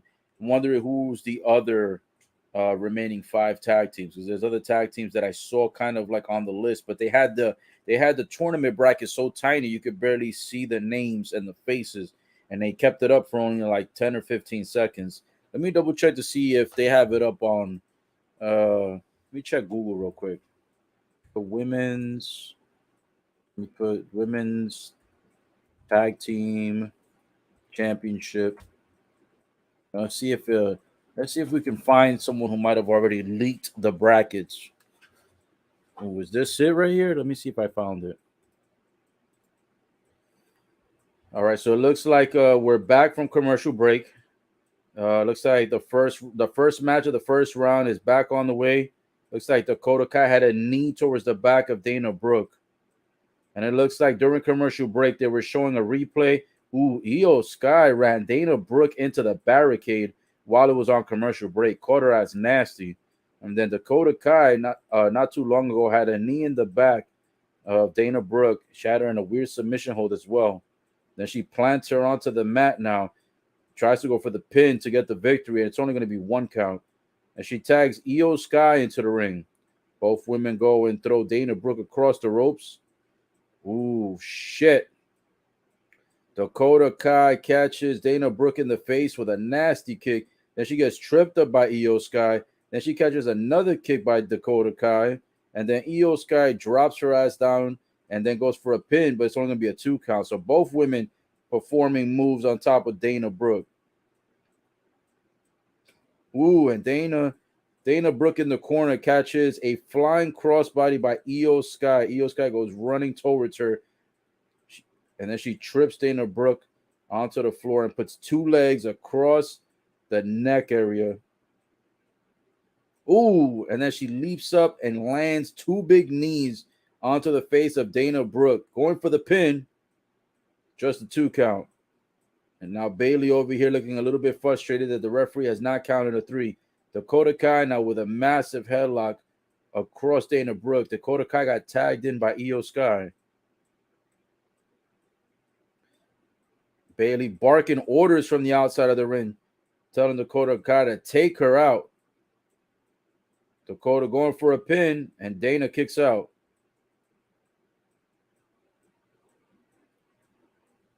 Dakota looks over at Bayley's direction. She says, "Don't worry, I'm going to handle her." And Bayley says, "Yeah, you better." And now the fans chanting, "Bayley sucks." No respect for Bayley out here tonight in Cleveland, Ohio. Dana Brooke shoves Dakota towards the ropes. Dakota bounces off the ropes and then gets caught in a powerbomb move by Dana Brooke that turns into an immediate pin. A nice little powerbomb pin move, but it's only going to be a 2 count. Then Dakota Kai gets kicked in the face by Dana Brooke, and Dana trying to leap over to Tamina, but Tamina is a little bit too far away as Dakota is dragging the ankle of Dana Brooke, and then Io Sky gets tagged in again. Oh, and Io Sky was holding Dana Brooke in the air, and she gets a tag into Tamina. Tamina now bashing Io Sky's face into the turnbuckle. Ooh, and then she gets a huge clothesline by Tamina. Ooh, Dakota Kai tries to run in the ring, catches a massive boot in her stomach. Oof. What a tough kick to the abdomen area by Tamina Kai across the abdomen. Woo! Dakota Kai. And now she's got Io Sky reeling on the other side. Ooh. Io Sky, a massive backwards kick into the face of Tamina. And now vicious forearms across the face of Tamina's face. And Io Sky catches a kick to her face, a nice super kick. Ooh, and a nice little Samoan drop performed by Tamina. Rolls up Io Sky. Oh, shit. I thought that was a 3. Dakota Kai breaks it up with a flying elbow. And now Dakota Kai getting rolled out by Dana Brooke. Dana Brooke with a forearm to the face of Dakota Kai. Oh, shit. And then Dana Brooke starts doing some flips and does a flying elbow towards the direction of Dakota Kai on the outside. Bayley puts Dakota Kai out of the way, and Dana Brooke lands the elbow across the barricade. Oof.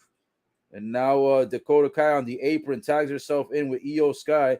Tamina and Io Sky both on the top rope. Tamina drops Dakota Kai onto the mat. Now Tamina looking to perform a high-risk maneuver here, but I don't believe Io Sky is the legal woman anymore. Tamina here taking a lot of time on the third. Ooh, she jumps off, almost runs into the feet of Io Sky, and then Dakota Kai kicks Tamina in the face. I believe Dakota is still the legal woman because she had tagged herself in. Now she tags Io Sky back in after Tamina got planted down on the mat. Airborne move. Ooh, and a nice somersault performed by Io Sky. She wraps up the 2 legs of Tamina and actually gets the victory. Holy shit. Io Sky with a massive somersault move off of the top rope that lands on Tamina, rolls up both legs, and Io Sky gets the victory. And Io Sky is over here pointing at herself like this. I did that. I did that. Holy shit. And Dana Brooke basically planted herself out of the competition when she did the little flips on the outside of the ring and tried to catch a flying elbow towards the face of Dakota Kai. Dakota Kai ended up getting rolled out of the way by Bayley, and Dana Brooke got her ass completely planted out on the barricade. She did try to jump into the match last minute, but unfortunately, because of the fact that she was being pulled by the legs by Dakota Kai, she could not break up the 3 count. And Io Sky with a huge somersault off the third rope and a quick pin, wrapping up Tamina's legs, actually gets the fair victory. So Dakota Kai and Io Sky, the first women to move forward into the next round of the Women's Tag Team Championship. Oh, and if I'm not mistaken, in this Tag Team Championship bracket, Nikita Lyons, I believe, is in this tournament. I think I may have found it. Let me go ahead and pull it up here and share my screen so you guys can see what the Women's Tag Team Championship tournament is looking like. It's going to be a very interesting tournament. Let's see what we got here. All right, let's pull this up here. Let's see. Should be this one right here. Wait, is it this one? No, it should be this one. All right, let me show you guys the brackets. Let me know if you guys can see the brackets. Going to make it larger right here. So these are the brackets, guys, for the Women's Tag Team Division. These are the women that are here. We've got Tamina was teamed up with Dana Brooke. They just lost this match to Io Sky and Dakota Kai. So Dakota Kai is going to be right here. They're going to be in the semis because these are, if you look at these are quarterfinals. These are the semis, and then this is the final match. So this is right here. Tamina and Dana Brooke. That's the first match that just occurred of the tournament. They lost to Io Sky and Dakota Kai.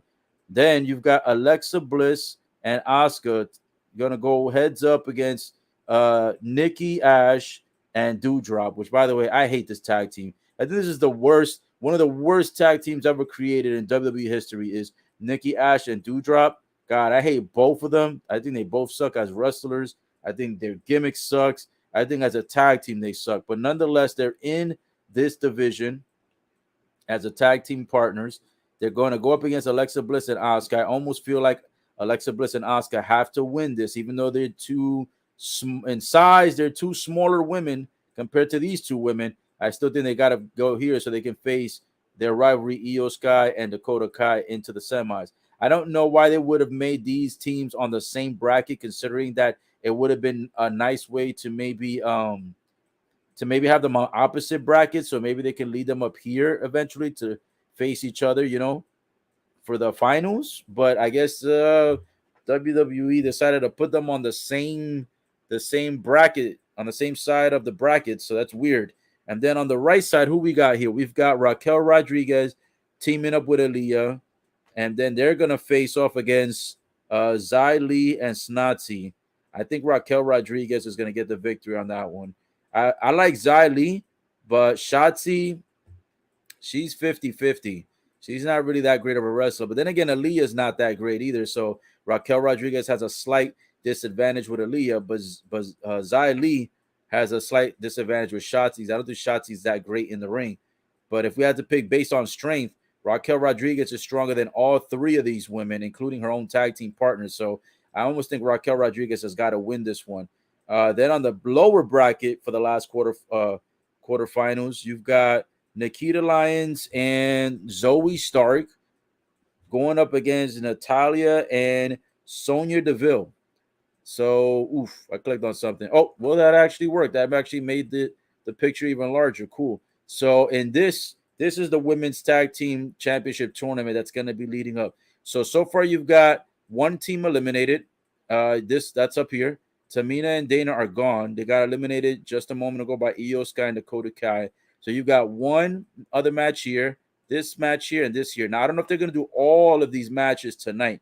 However, this is what the Women's Tag Team Championship tournament has been assembled as. These are the brackets. These are the teams that are facing each other.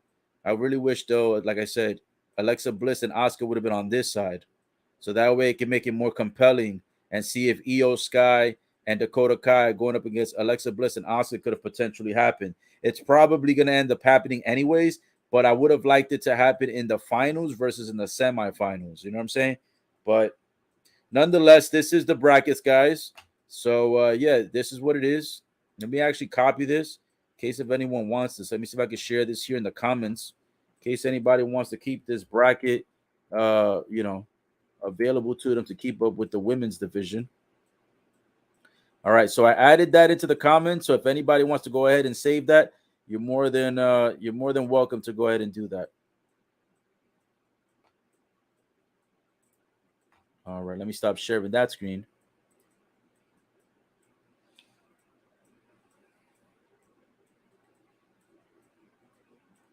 Now Kevin Owens over here is being interviewed backstage.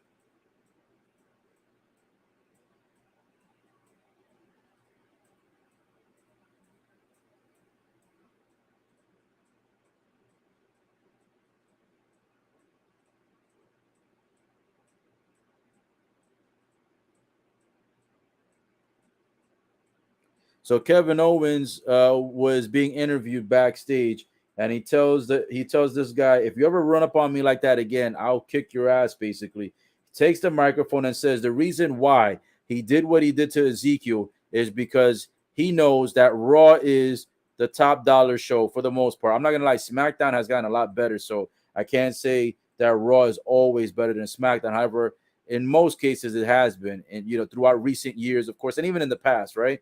But he says, I want everybody to know that Raw, this is still the Kevin Owens show.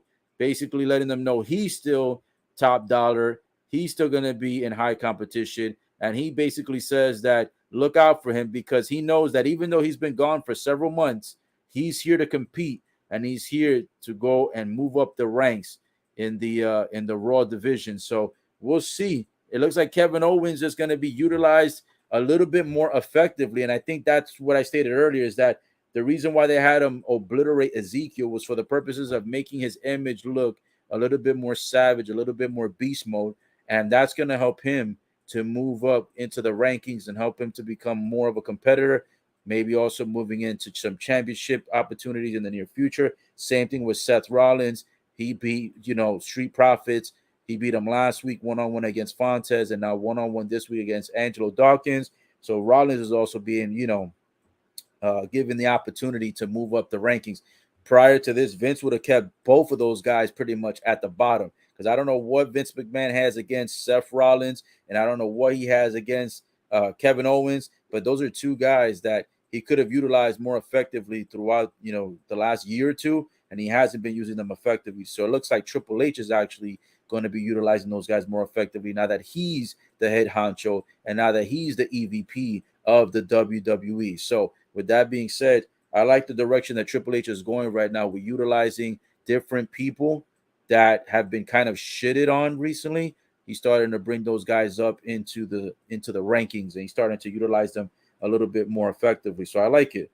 So with that being said, I really think that Kevin Owens is going to be a difference maker moving forward. Same for Seth Rollins. I think Seth Rollins will potentially start competing for heavyweight titles more so against Roman Reigns, and we'll see how that all develops with time. But I think that's the direction they're leading in. Also, I like what they're doing with the women's division, especially with this tag team tournament, as I just showed the brackets for the tournament. So that's going to be interesting as well. Right now, we've got a little promo being shown where they're showing all of the like top United States champs like Bret Hart, Kofi Kingston. Who else did they show? Booker T, Dusty Rhodes, and a couple of other people. And ironically, when Kevin Owens just had his segment prior to him exiting the building, when he was going off on a rant, he had a shirt that says Dusty Rhodes on it, and it had the face and the logo of good old Dusty Rhodes, the American Dream, a legend in the business who RIP passed away years ago. But rest in peace to the late great Dusty Rhodes. Kevin Owens having a T-shirt of Dusty Rhodes tonight, giving tribute and shout out to him. And it looks like the promo included Dusty Rhodes and a couple of other great people, such as Booker T as well, who have held the United States Championship, and as well as people like Bret the Hitman Hart. So the reason why they showed that promo is because now we're leading into the match with Ciampa going one-on-one against Bobby Lashley for the United States title. If you guys missed it last week, if you missed Raw, or if you missed the live stream that I hosted, here's the update. Ciampa had a triple threat match last week. During that triple threat match, he was able to successfully win. That gave him a qualifier to then go one-on-one against AJ Styles. AJ Styles went one-on-one with Ciampa on the same night that Ciampa had his triple threat. Ciampa had two matches in one night. He had a triple threat match, and then later on in the evening, he had to face AJ Styles one-on-one. Ciampa ended up coming out with a victory against AJ Styles. So he had two victories, and those two victories qualified him for an opportunity at the United States Championship. Now, typically, I thought that this would have been something that they would have also built up into Clash of the Castle for the pay-per-view, but apparently it looks like after he dominated last week on Raw, getting those two victories, both in the triple threat and in the singles match, it looks like they're going to decide to do the United States. The United States match is going to actually take place here tonight on Raw, which is being hosted in Cleveland, Ohio. So, with that being said, that match is coming up next. Ciampa is being escorted to the ring by The Miz, and it looks like in a moment after commercial break is over, the United States champ will come out, aka the almighty Bobby Lashley. I'm hoping Bobby Lashley will retain his title, but you just never know, because with the new direction that Triple H is going in, you can almost presume that there's an opportunity that Ciampa may actually pull the upset off tonight and be able to beat Bobby Lashley to become the new United States champion, especially with the fact that Bobby Lashley is also another wrestler that they had him on the top of the mountain for a long period of time with the heavyweight title, and then as soon as they took him off of the mountain, which by the way he didn't even lose his title, he ended up getting removed from the Elimination Chamber match earlier this year, supposedly because he had been experiencing a fake concussion that took him out of the match, which ended up then giving the opportunity for Brock Lesnar to eliminate everyone else. So Bobby Lashley and Brock Lesnar never faced off, which to me was stupid. That would have been two nice heavyweights. Then from there, what ended up occurring, as you guys know, Brock Lesnar wins the title at the Chamber, goes one-on-one WrestleMania, Roman Reigns. Bobby Lashley doesn't even get a title match rematch, which sucked. And then also Bobby Lashley ends up not even getting an opportunity against Roman Reigns after Brock Lesnar lost. And then you had this whole feud of Roman Reigns and Brock Lesnar nonstop, which kind of became a little bit used up. It kind of got dried out. Obviously, it was a really good match at SummerSlam, but not to go too much on a tangent. My main point is that Bobby Lashley, within that time frame of all these months passing by, should have had an opportunity to get a rematch for his title and should have had an opportunity to contest against, if not both men at WrestleMania, should have been able to contest at least against Roman Reigns against one of those titles, if not both as well. So are they going to shit on Bobby Lashley? Is what I'm saying with the United States Championship.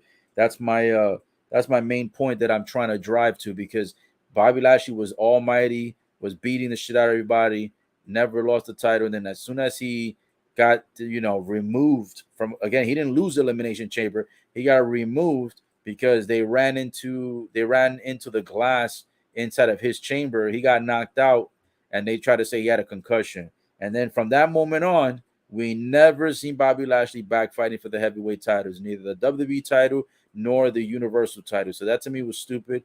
They never gave an opportunity for him to get back. Then they had him having this stupid rivalry with Omos every week, which was boring. And then now they finally gave him the United States Championship. So is he going to retain, or are they going to shit on him again, take away that title, and then put him back at the bottom of the mountain? Or if he loses to Ciampa tonight, are they potentially going to try to make him be one of the new contenders seeking Roman Reigns after Drew McIntyre, potentially loses at Clash of the Castle? If Bobby Lashley loses the United States title tonight, I'm hoping that doesn't mean they're going to shit on him and put him back in the bottom of the mountain. I'm hoping that means that they're going to end up leading him into being one of the contenders going up against Roman Reigns, because Roman Reigns does need new competition, and Brock Lesnar is already done, and Brock Lesnar competition is old news.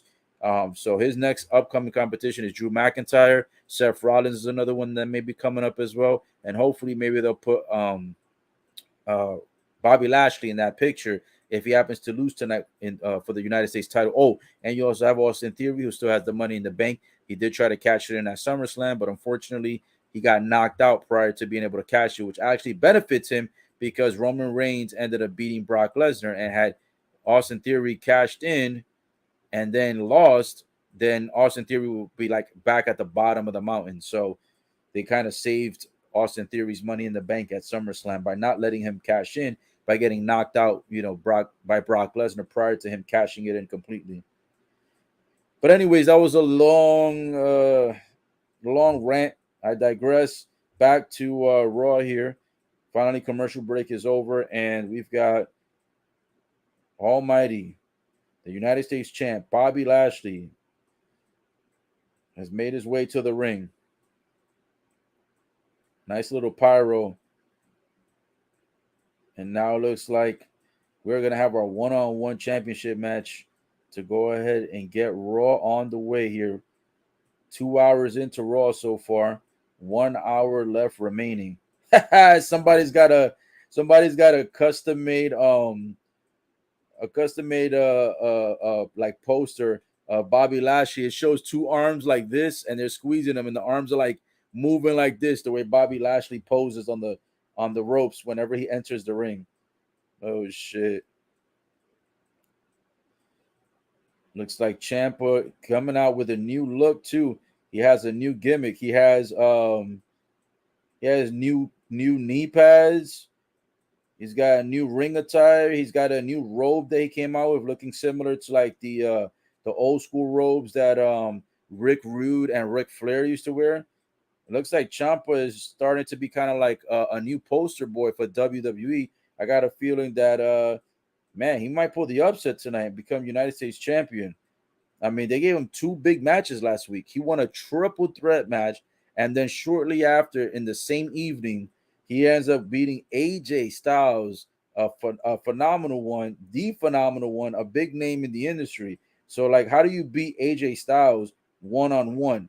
I mean, if you beat AJ Styles just on that alone, that's tough to do.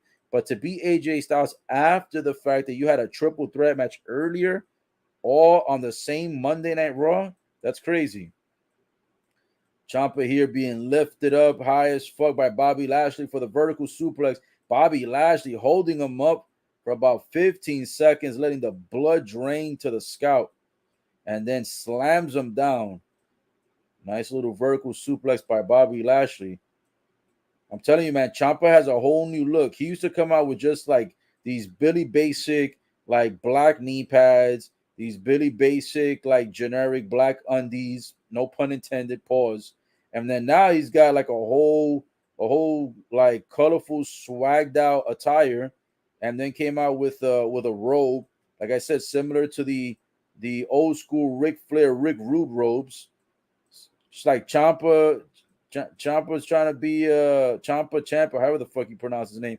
They trying to make him a champ. Ooh, Bobby Lashley now has got Ciampa across his shoulder. Ciampa ends up reversing and then takes one of the legs out by attacking the back of the knee around the joint area of Bobby Lashley.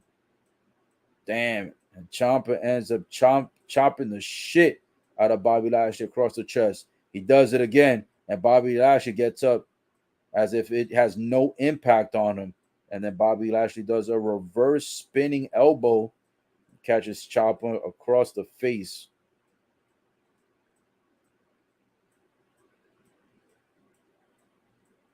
Ooh, and Ciampa ends up rolling out of the ring before Bobby Lashley can gain too much momentum in this match. And now the Miz out there giving coaching and mentorship to Ciampa out at ringside. Now the Miz over here creating a distraction towards Bobby Lashley. Bobby Lashley sees it coming, sees Ciampa on the other side of the ring trying to get the unfair advantage, knocks him out. And now Ciampa getting lifted by Bobby Lashley on the outside of the ring. Holy shit. Oh, and the Miz again interfering, causing distractions again. Oh, and he throws Ciampa across the body of the Miz, wiping the Miz out. Both guys laid out on the floor, and Bobby Lashley out there giving high fives to the fans in the front row near the barricade area. Bobby Lashley feeling it tonight. Let's see if Bobby Lashley is going to be retaining this title. So far, he's had most of the momentum to go ahead and start this match. And the fans are just absolutely eating it up and loving it right now. Hopefully later on tonight, they're going to have at least one more women's tag team match to go ahead and get another set of women into the semifinals. Let me see if we got any other comments here to go ahead and address. No other comments. All right, cool beans. We're all caught up on the comments. Again, guys, don't forget, like the video, share the video, subscribe. Helps the algorithm. It helps to share this to other individuals who also enjoy things like WWE, UFC, NFL, college football, boxing, all that good stuff. That's what I cover on this channel. Most recently, of course, you guys have seen me covering mostly WWE, NXT, or I forgot to mention NXT and AEW as well. So yeah, that's what I've been covering a lot lately. It's WWE, NXT, AEW. Those are the main ones, and some Ring of Honor as well. As soon as NFL season begins, that's going to be something that I'm going to be covering as well here. Try to cover usually at least the top 2, top 3 games of each Sunday. And then also for college football, I may also have that in the repertoire as well. I used to do that a lot too. I used to like hosting a lot of the good college football games. I even hosted the college football the national championship game, which, by the way, FYI, I'm so happy that Georgia won that. I'm not a Georgia fan, but I would rather have Georgia win it than Alabama because I absolutely hate Alabama. But anyways, that's a different topic. But I wanted to let you guys know that I do other things on this platform. But recently, it's been mostly WWE Monday Night Raw, NXT, AEW Dynamite, AEW Rampage, and of course WWE SmackDown and Ring of Honor whenever they have that, and of course the pay-per-views for those companies as well. So that's the current lineup that we have on this YouTube channel. If you guys also like sports, brace yourself because in about a month or month and a half, NFL will be back, and I'll be doing a couple of hosting on those, couple of live streams on those as well. Again, I picked the top 2, top 3 games of the Sunday. Usually host those. Usually I pick a 1:00 game, a 4:00 game, and then the primetime game is usually like 8:20. So if you guys are interested in NFL when it starts, we'll be covering some of those games here as well. Right now, it's currently on a commercial break, guys. So that's why I wanted to give you guys the PSA, give you those announcements so that you guys know that there's going to be more material coming back to this YouTube channel as we had before. We had those sports before, But of course, we're bringing them back. UFC, I still do UFC for those that are big UFC fans. That's always been one of my diehard, one of my number ones. The only reason why I haven't done UFC as much recently is because UFC has been landing on a lot of the events similar to WWE. And for example, SummerSlam and UFC 277 happened on the same exact day. So I was not able to cover UFC 277.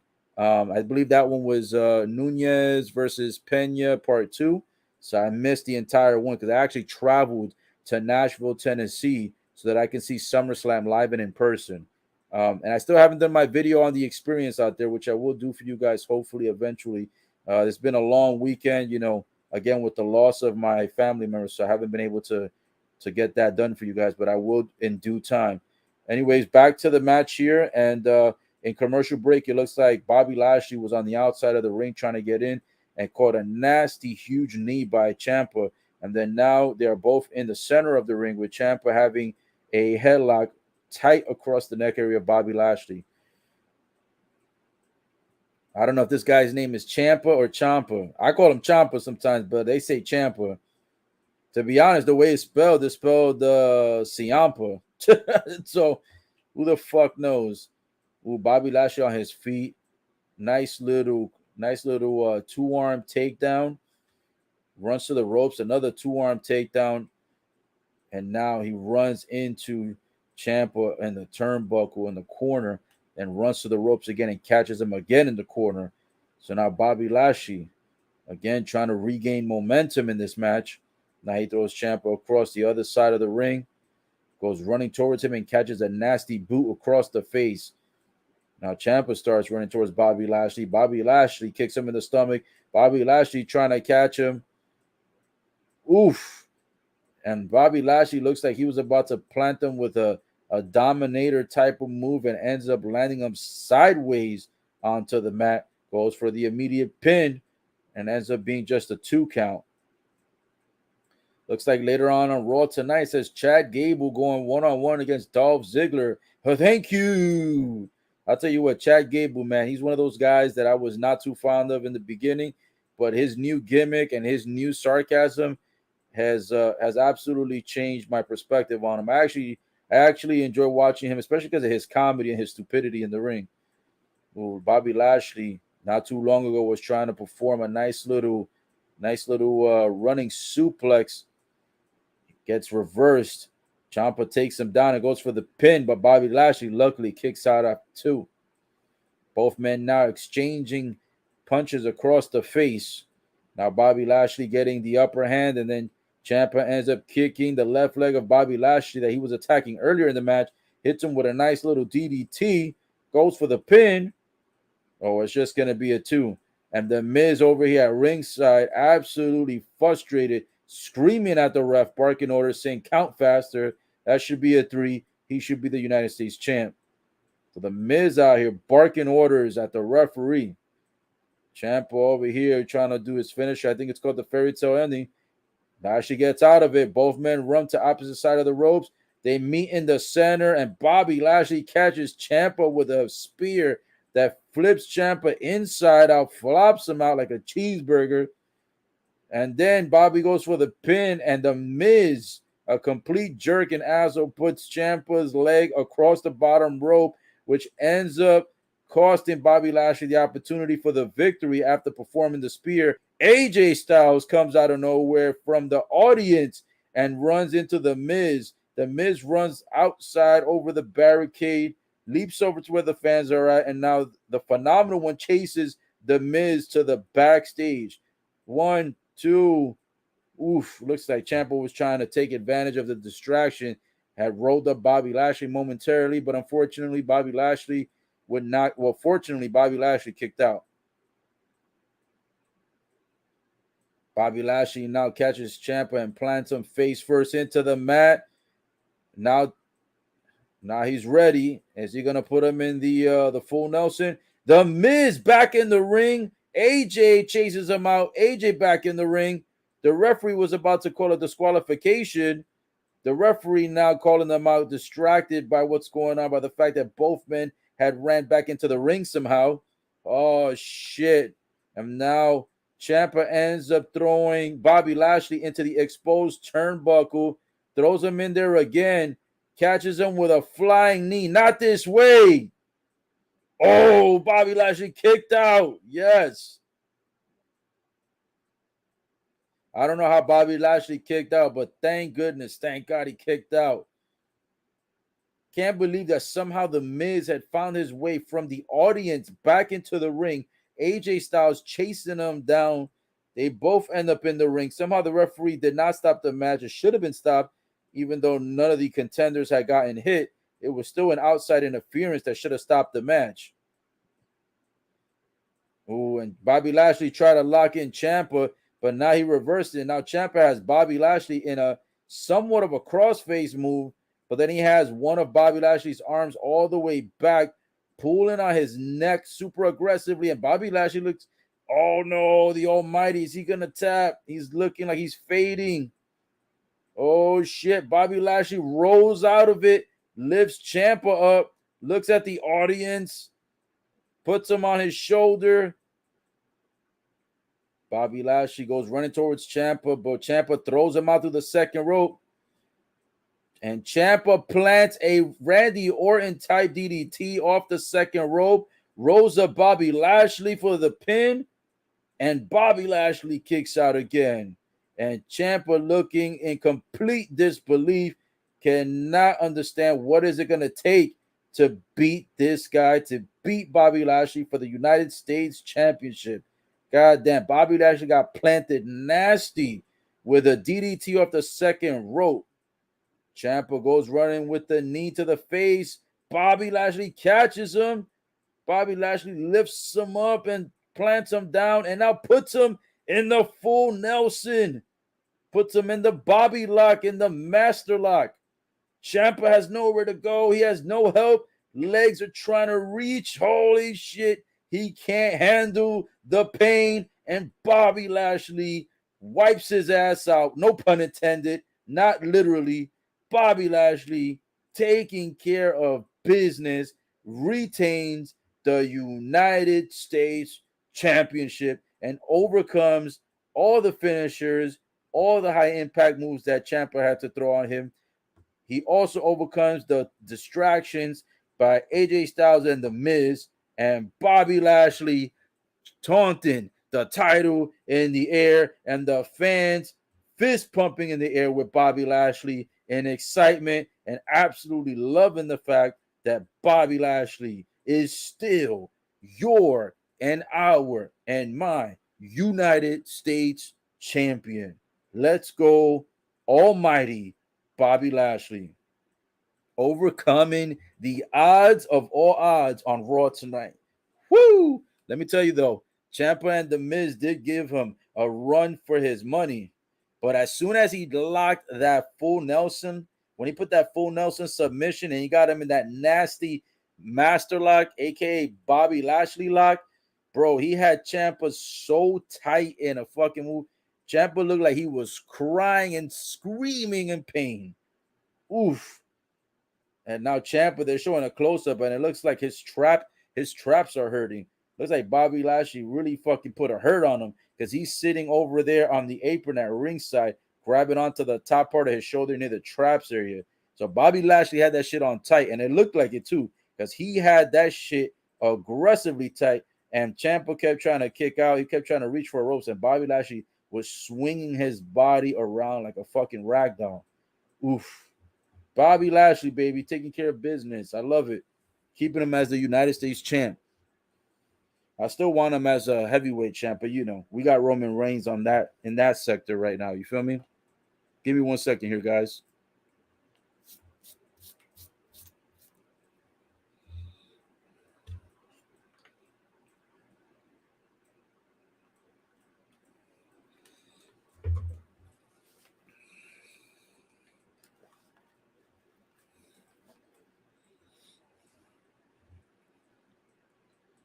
Woo! Thank you so much, guys, for patiently waiting. I had to get another quick drink of some Sprite here. Just trying to keep my energy up, keep the momentum going, keep me motivated, keep me inspired. You know, gotta stay Gotta stay hydrated, even though water really is what hydrates you, not soda. Soda dehydrates you, but nonetheless, had to get a drink of something. All right, this time it looks like it's gonna be another commercial break. As soon as it returns, we'll go ahead and get the live updates moving here. Man oh man, Raw 10:09 Eastern time right now as we speak. Raw has a remaining 1 hour left to go. This is the final hour of Raw coming up here. Got 2 hours of the 3 hours in the record books. And again, guys, thank you so much for joining the live stream because, to be honest, like I said, mentally I wasn't in a sound mind to be able to host this live stream tonight. However, I said, you know what? Even though I am going through some personal situation and personal issues with the loss of a family member, I still want to be out here and be able to provide content for you guys and still be able to give it my all. You know what I'm saying? Because I know that if my brother would not, one of my brothers would not have passed away, I'm sure his advice would have been to continue moving forward and continue providing, service and happiness to others, which is something that I enjoy doing, as well as he would do as well. So yep, I'm here just hosting this for you guys and continuing to be inspired and continuing to grow the content and grow the channel and enjoy the moments with you guys. No matter what I'm going through as far as hardships are concerned, I will always do my best to go ahead and provide you guys with optimal content. All right. Well, guys, if you're just tuning in, right now, we've had a phenomenal Monday Night Raw thus far. It's been a great Monday Night Raw. Still got 1 hour left to go. Upcoming on the Monday Night Raw, it was announced that Dolph Ziggler will be going one-on-one against Chad Gable. So Chad Gable will be out in competition shortly. Um, Dolph Ziggler is another one I wanted to comment on. I have no idea what direction WWE is going with Dolph Ziggler.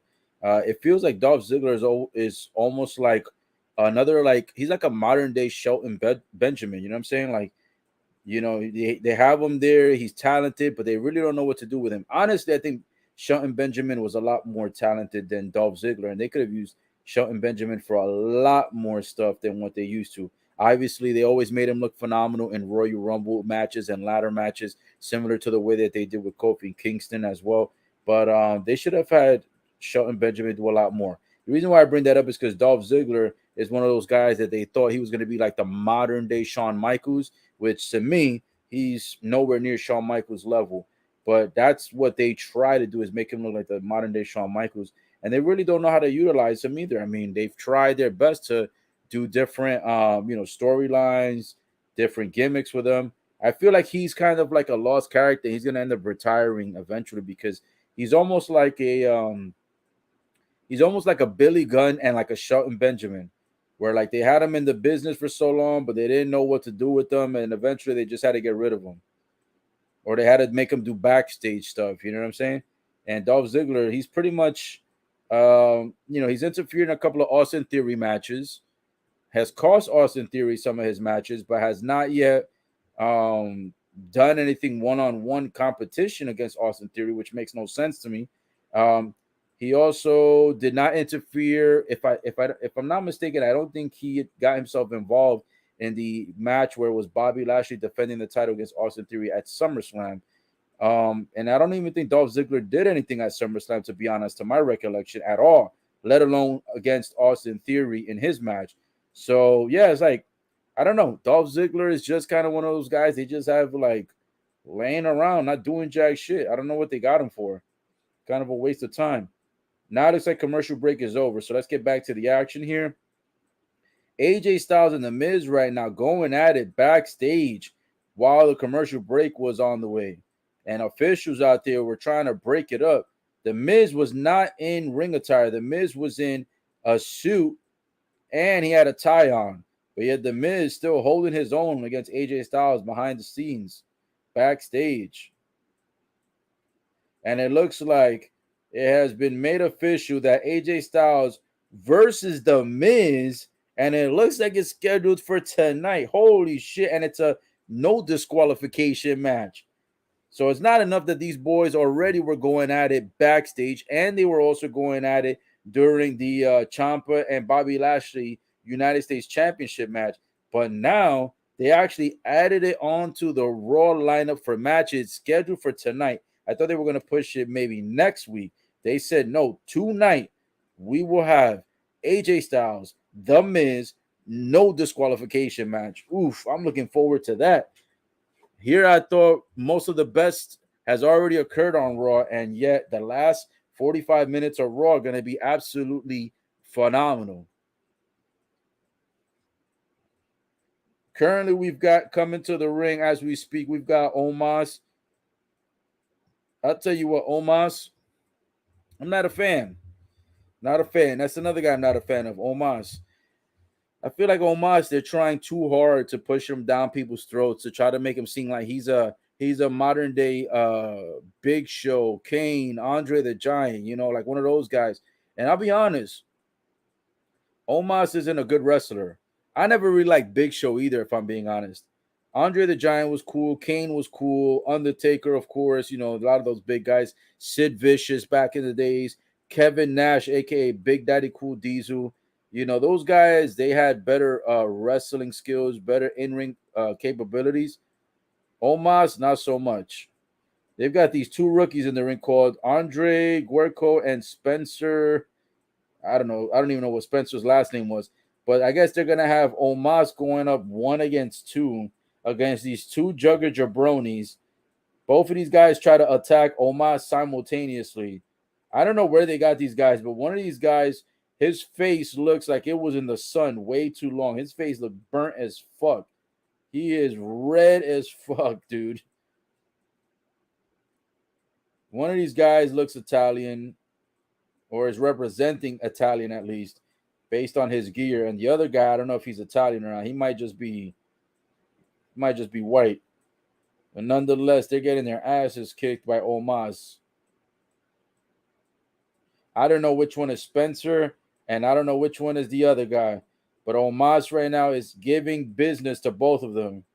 He's got the guy in the Italian swag. He had him on his shoulders, and then he throws him up into the air. And homie goes flying down almost 9 feet in the air, straight on his stomach. And now he's being grabbed by his ears. And Omos flings him by the ears and flips him across the ring. Now, both guys are on the corners. This is a 2-on-1 match. Omos taking on two rookies that I've never seen or heard of in my entire life. I don't think anybody has. This is one of those generic guys that they used to he slams one of them on the top turnbuckle face first, and the other one catches a massive boot. But these are those guys that they used to have. If anybody used to see Raw back in the days, whenever they were trying to build up, upcoming wrestlers, they would have these generic wrestlers that they would go up against. They were a bunch of nobodies that they would just pay like $25 just to show up to fight, against people like, let's say, Razor Ramon, Shawn Michaels, Bret Hart, Undertaker, things like that, when they were trying to bring names up. I guess they're still kind of doing that because these two guys are not worth more than $1 at Dollar Tree, my friends. This competition was atrocious, and he ends up putting one foot onto the Italian guy and pins him for a 1-2-3. So both of these guys sucked. Neither one had any upper hand against Omos, and Omos gets a victory, 2-on-1 handicap match, and needed no help from outside interference, even though he did have MVP, his manager, at ringside. He did not need any help because these two jugger jabronis absolutely suck. Two no-name nobodies. Well, that match is over, so now we're moving along to hopefully a much better match. That's another person, man, in the lineup. Omos. You've got people like Omos, Dolph Ziggler. I don't know what WWE wants to do with these guys. Omos is another one I don't really care too much for. He's kind of a boring wrestler.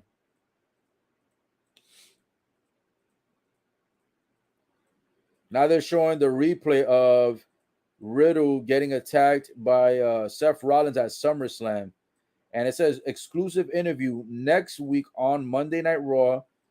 And it's going to be the interview with Riddle. So Riddle, I don't know if he's going to be at Raw, if he's going to be via satellite, but he will be interviewed next week on Raw. And I guess maybe we'll find out if he's recovered and be back in action soon.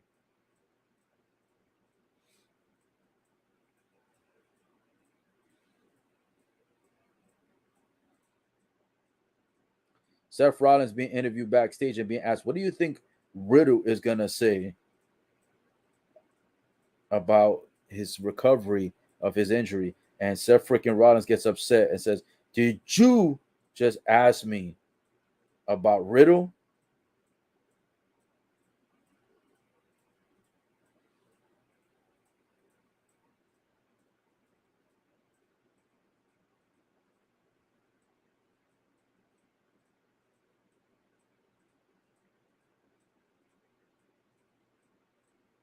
Seth Rollins mocking the shit out of Riddle, saying, you think that his interview next week is going to be fascinating? You think it's going to be enlightening? He's like, the only shit he's going to be saying is things like, bro, dude, cool. Seth freaking Rollins, man, being a fucking jerk right now. Absolutely mocking Riddle, stating that next week's interview is going to be nothing special, basically.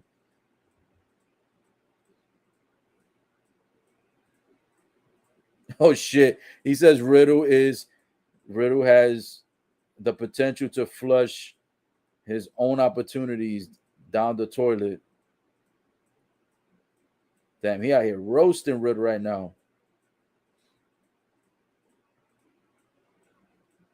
Now he says he's gonna come back and he's gonna have less than 2 working brain cells. This boy Seth Rollins is a complete jerk, man. He says he's gonna retire for good. I don't know if Riddle's gonna retire, bro, but it's just funny that this guy is absolutely mocking him.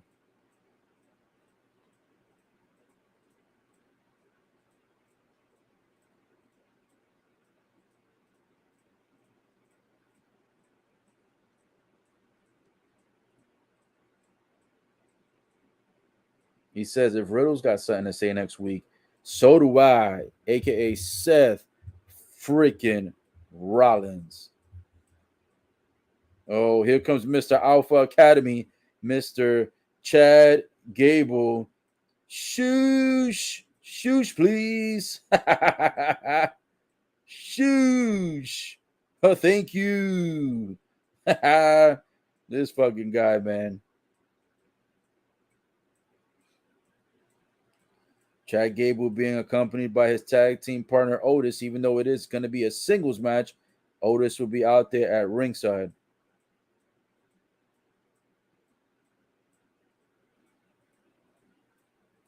Chad Gable, thank you. And then he's like, shoosh. Chad Gable, bro, such a fucking idiot. But I love the gimmick. I love the gimmick. He's over here talking to the fan. He's like, thank you. And he's like, shoosh. Oh man. Now he's in the ring, dancing, walking side by side, giving the the 2 peace signs. Oh man, shoosh! Thank you.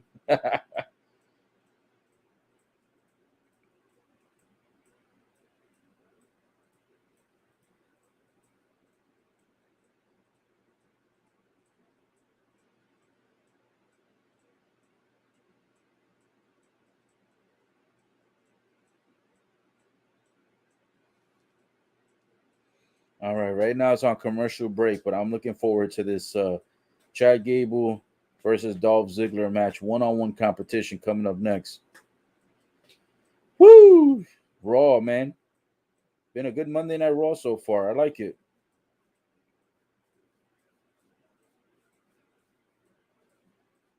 By the way, guys, tomorrow more than likely I will be hosting the NXT 2.0. In the past on Tuesdays, I used to do a little bit of the AEW Dark, but I noticed that AEW Dark, they have pretty decent matches for the most part, but I noticed not too many people tune into the AEW Dark stuff. So that's why for Tuesdays, I did switch over in recent last 2 or 3 weeks to NXT 2.0. So in case you guys are enjoying that, which I think most of the viewers are enjoying the NXT 2.0 updates a lot more than the AEW Dark Tuesdays. So we're going to stick with NXT 2.0 for Tuesdays. Then Wednesdays, of course, the usual AEW Dynamite. Thursdays, of course, I take time off because there's not really anything hosting on Thursday. So that's going to be a day to kind of max and relax. Then Fridays, of course, I do the back-to-back lineup where I do WWE SmackDown and AEW Rampage together, because both of those are back-to-back. SmackDown 8 to 10 on Fridays, and then Rampage 10 to 11 right after SmackDown. And then Saturdays, of course, if anything's hosted as far as like UFC, boxing, or any type of WWE or AEW or Ring of Honor pay-per-views, cover those on Saturdays. If not, there's nothing big time going on Saturdays, and that's another day to have off. And then Sundays, of course, typically not hosting anything unless it's either NFL or unless if WWE happens to plant a pay-per-view on a Sunday. Because as you guys know, WWE used to always do pay-per-views on Sundays. Now sometimes they put them on Saturdays. So that's the lineup, just to give you a breakdown for those of you who might be new to the channel, or if you forget when most of the content is being hosted. We've got stuff Monday, Tuesday, Wednesdays, Fridays, and then Saturdays sometimes, and then Sundays every now and then. But as soon as NFL season starts, Sundays is going to be a lot more content. So you'll see live streams from me probably once, twice, or possibly 3 times on Sundays for the big time NFL games that will be coming up soon, very soon. So that's going to be added into the lineup. So you'll probably see me live streaming. Currently, I live stream about. I've been a lot more active with the content. So I usually do about 3 to 4 times a week, sometimes 5 times a week. In recent weeks, there's been a lot more content because of pay-per-views and stuff. So it has been 5 days a week.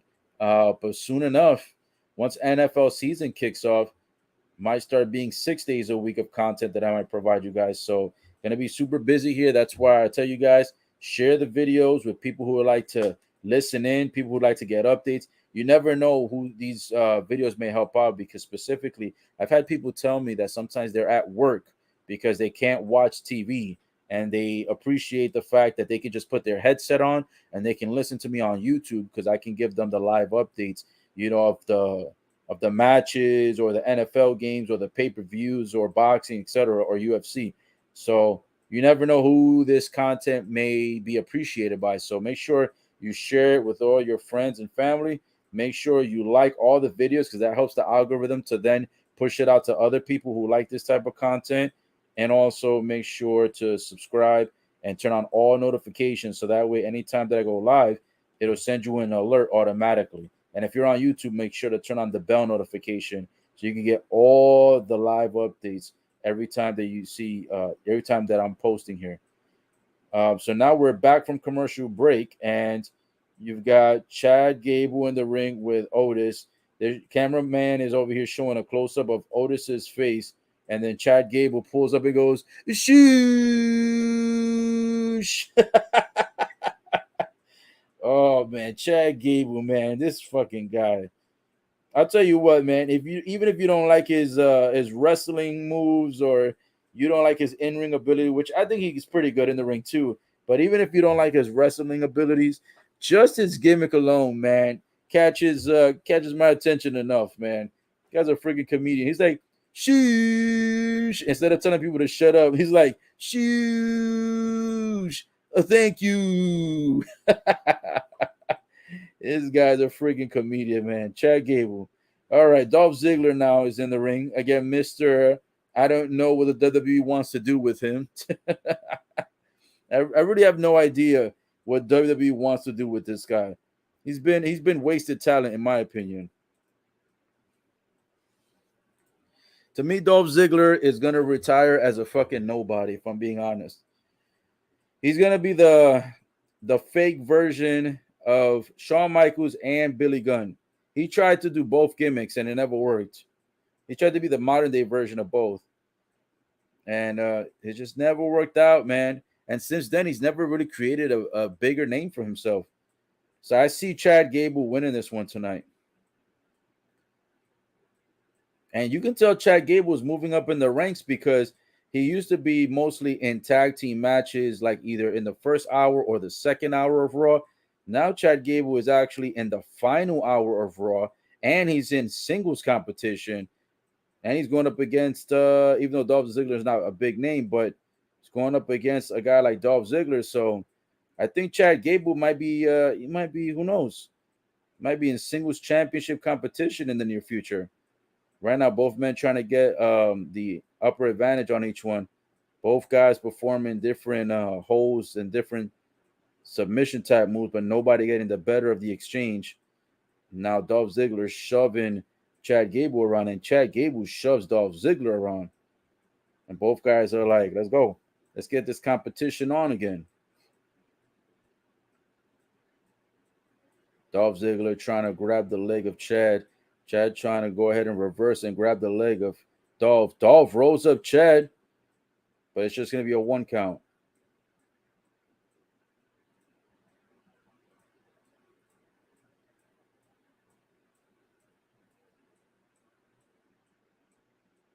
The commentator right now giving way too much props to Dolph Ziggler, talking about Dolph Ziggler has accomplished so much in WWE. I'd have to disagree with that. Oh, a nice little inside cradle, goes for a pin. It's just a 1 count. Chad gets out of it.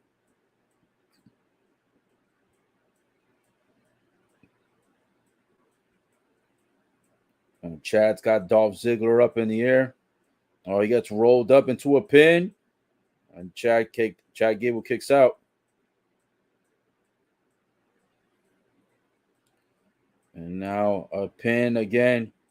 But then Dolph Ziggler lifts up into a bridge-like move, getting out of the pin. No pop from the fans. No chance for Dolph Ziggler. Oh, now both men are tied up, back to back, arms to arms. Oh, looks like a reversal. It looks like, oh shit, Chad Gable catches Dolph Ziggler in a nasty German suplex. And as soon as he plants the German suplex, Chad Gable gets back on his feet. He's like, shoosh. Oh, man. I'll tell you what, man. The fans eventually are going to pick up on that gimmick. They're going to eventually fucking start chanting with him. I think the next time I go to like a Raw or a SmackDown, probably a Raw, because I don't think he's on SmackDown. I think these shows are exclusive wrestlers to each broadcast. But next time I go to like a Raw, man, I gotta try to get a front row and come out with a sign that says "shoosh." Try to get his signature on it, bro. Oh man, Gable now dismantling the left leg of Dolph Ziggler right now. Just picking apart the knee right now, working on the left leg.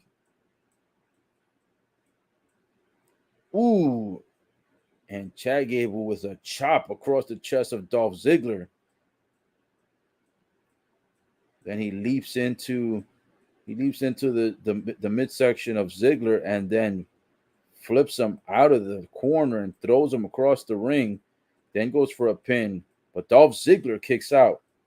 And now Chad going up to the top. And as he's climbing up to the third rope, he goes, shoosh. Oh, Gable goes off the third rope looking like a somersault, but lands on his feet. Dolph Ziggler gets out the way and then Spike implants a nice DDT.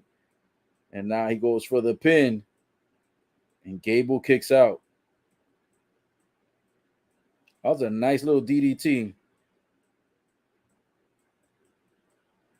Nice impact on that DDT. Dolph Ziggler exerted so much energy for that DDT that he could barely even get Gable on the pin. And I think that gave Gable an opportunity to get an easy kick out after 2. Ooh, Gable trying to get the ankle lock. He has it locked in.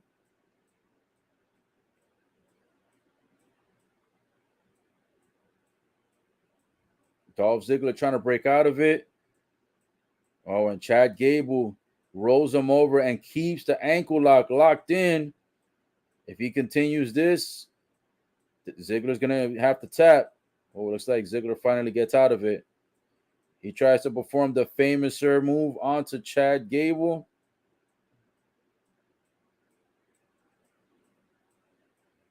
Chad Gable saw the famouser come in, got out of it, dodged it, puts Dolph Ziggler back into a third ankle lock. Ziggler trying to reach for the ropes. He's got his ankle being twisted. He's got his leg being twisted. Ooh, and Gable pulls Ziggler back to the center of the ring when he was almost about to grab the ropes. Now Ziggler trying to kick Gable across the shoulder, across the arm to break up the hold. Oh, Dolph Ziggler tried to get the sweet chin music on Gable, but unfortunately, his leg collapsed due to all the massive ankle locks that have been performed on his leg. And then Gable tries to go ahead and get him on a pin. Nice little powerbomb pin, but Ziggler kicks out. Now he puts Ziggler back into an ankle lock for the fourth or fifth time in this match. Got him locked in the center of the ring. I don't know how much longer Dolph Ziggler is going to be able to maintain. About to get a broken ankle. Gable then rolls him up into a pin, but it's just a 2 count. Gable going for the Kurt Angle slam. Dolph Ziggler ends up getting out of the potential Kurt Angle slam. Plants the sweet chin music across the face. A nice super kick across the face of Gable. And Gable does not kick out. Oh my gosh. What are they doing?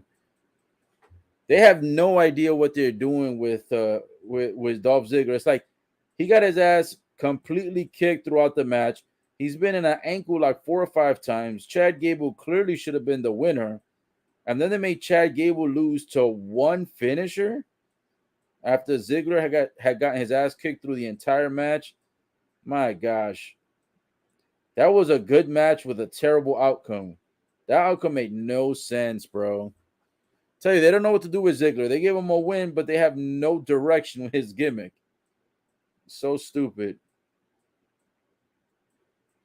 Oh, and it looks like the Women's Tag Team Tournament Championship, Tag Team Championship Tournament, I should say, is going to be having another match next week on Raw. So it looks like they are not going to be doing any more women's matches tonight as far as the Tag Team Tournament is concerned.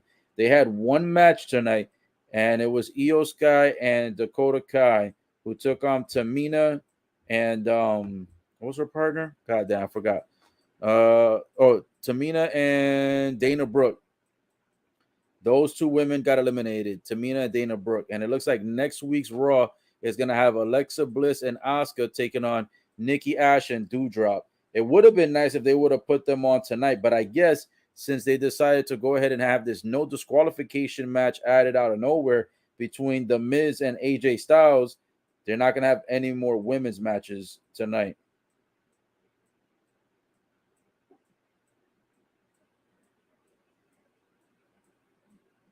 Then Bayley's rude as fuck. Bayley's so rude.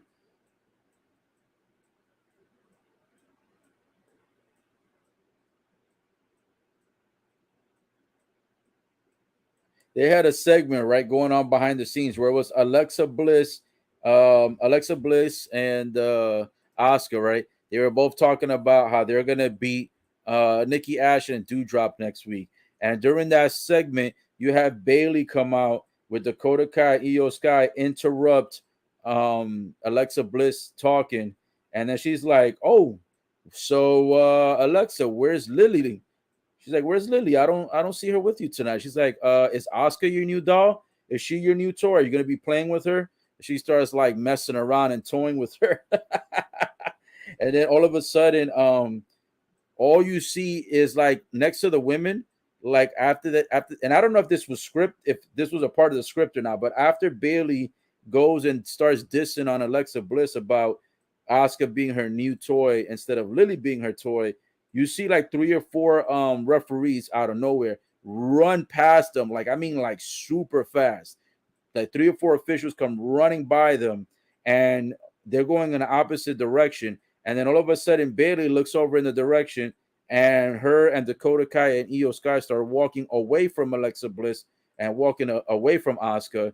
And then their segment gets kind of cut short for a moment. And then as Dakota Kai and Io Sky and Bayley are moving in the opposite direction, all of a sudden you see AJ Styles coming towards them, passes right by them.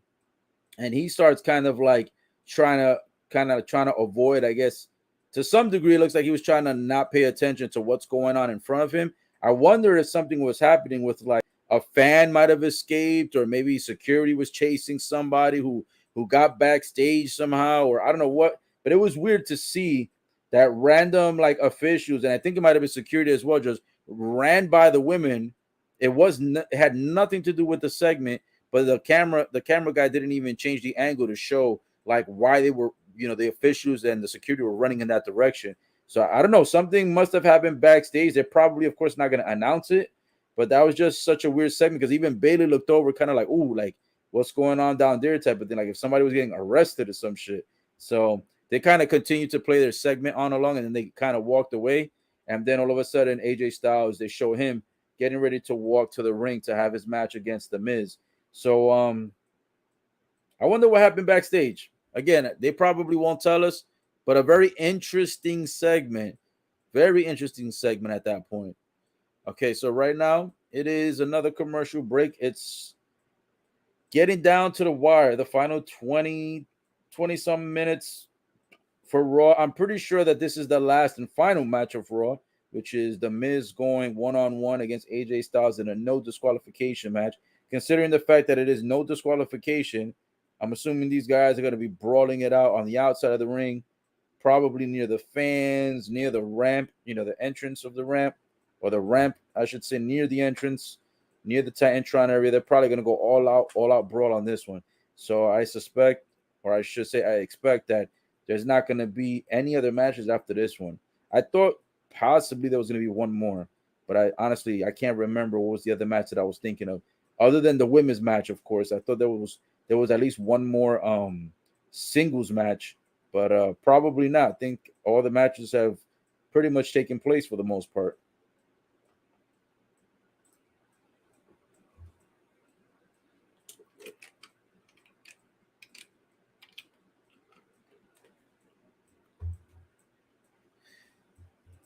Woo! WrestleMania tickets, it says available this Friday. Looks like WrestleMania is going to be April 1st and April 2nd, live Hollywood, Los Angeles, California, 2023.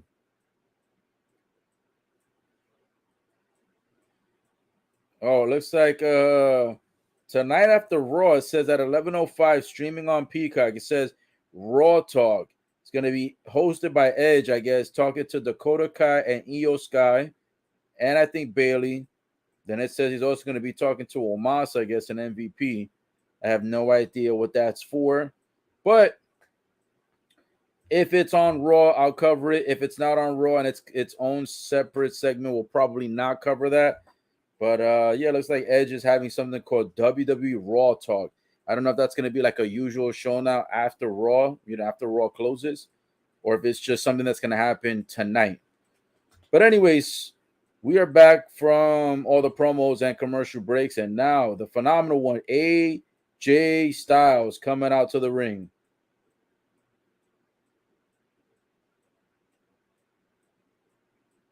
I'll tell you what, AJ Styles' intro and theme song is phenomenal.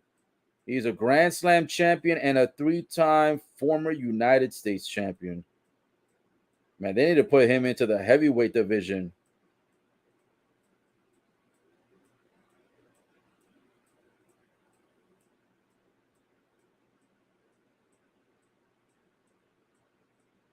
Here we go. No disqualification match coming up next.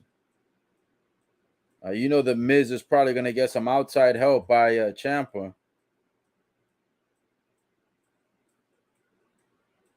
Unless Ciampa's so disappointed in his loss tonight, the fact that he didn't get the United States Championship, he may not even show up. Plus, he also was grabbing his upper shoulder trap areas like that full Nelson lock by Bobby Lashley took his ass out, and it looked hella tight. It looked like it was tighter than what it should be. So he might have endured a minor injury.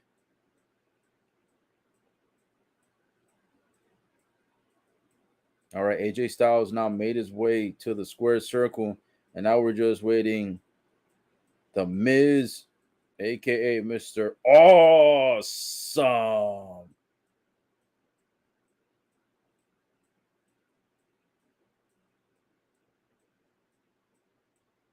The Miz coming out tonight with no Maurice. That's pretty rare, my friends. Usually Maurice comes out with him. So this is going to be interesting. You think any interferences might happen in this match? I wonder if I don't think Logan Paul's in the building tonight, so I don't think Logan Paul's going to interfere. And I don't think Ciampa's going to interfere because he got brutalized by Bobby Lashley. So this may potentially be a fair one-on-one match against AJ Styles and The Miz. This idiot comes out. He opens his robe and he's got that stupid T-shirt that says, "Hello, my name is Mr. Massive Balls." Bro, these guys got to stop with this fucking balls conversation. This shit is so fucking gay every week with this shit between Logan and The Miz.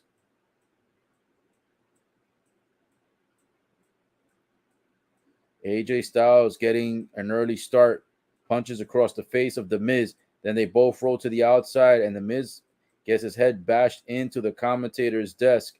And immediately AJ Styles over here looking to make this a hardcore match, considering the fact it's no disqualification.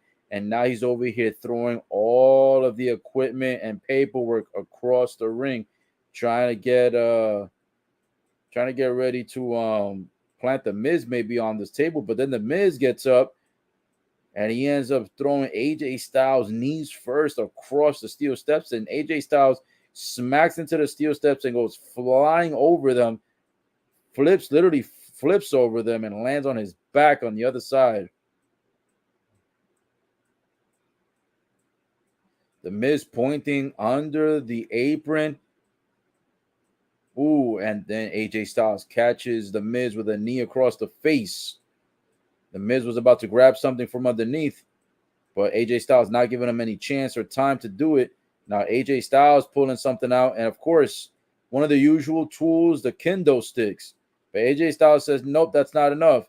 Then he pulls out a chair, and he says, that's not enough. So throws the kendo stick to the side, throws the chair to the side, and he pulls out the table. And while he's pulling out the table from underneath, The Miz goes flying through the second ropes and drops a nasty 2 boots to the face of AJ Styles and knocks his ass out. And then The Miz ends up covering the bottom of the ring and covers up the table and then grabs only the chair and the kendo sticks and brings the weapons into the ring to get started on AJ Styles.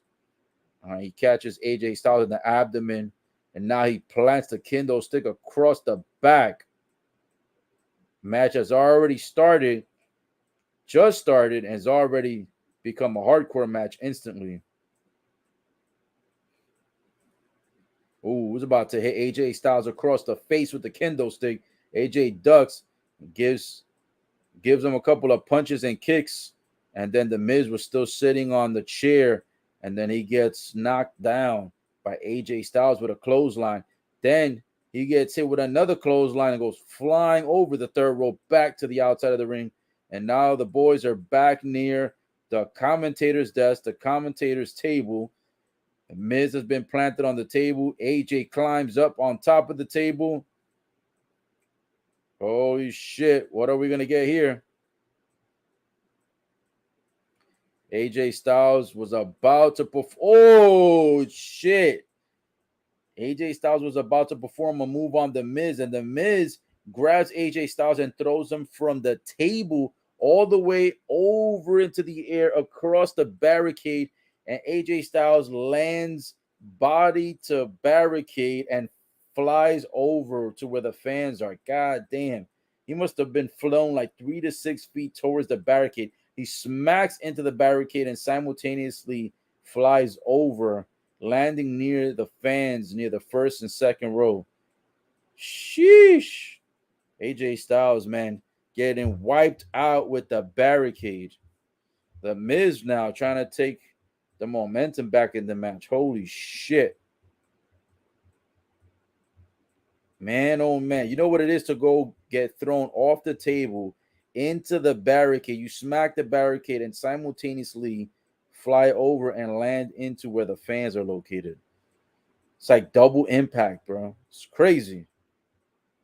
Once they said no disqualification, I was like, yep, this match is about to be a nice little, you know, what does it say? A nice little hardcore match. So far, these guys have not disappointed, and they started this match early with the chair, with the kendo, with the table. Which, by the way, the commentator's desk still has not been broken yet. They've gone on it twice, but so far, no one has broken it yet.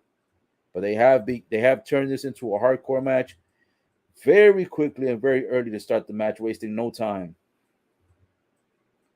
Right now, we are on a current commercial break, remaining about 10 or 15 minutes left of Raw. So far, this match has been phenomenal.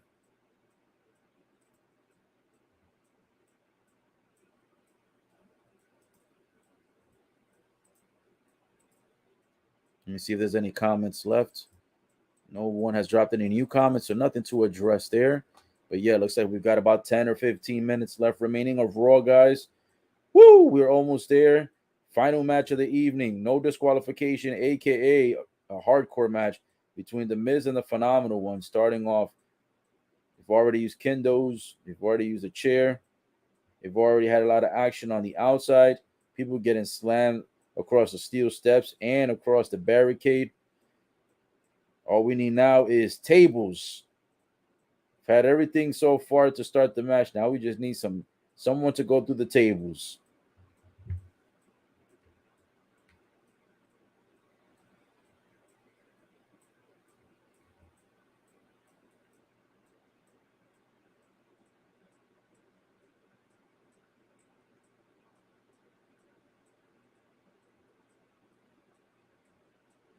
All right, I'm just waiting for this commercial break to be over. They're taking a long commercial break, man. Let's get back to the match. Trying to get back to the match.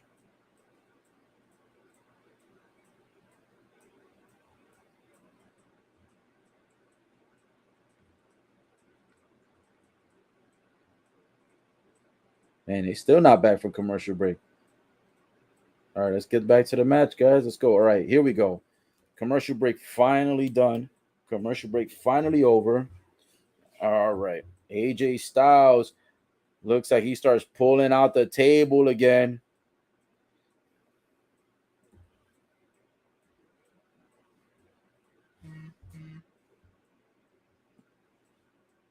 The crowd in Cleveland chanting, tables, tables.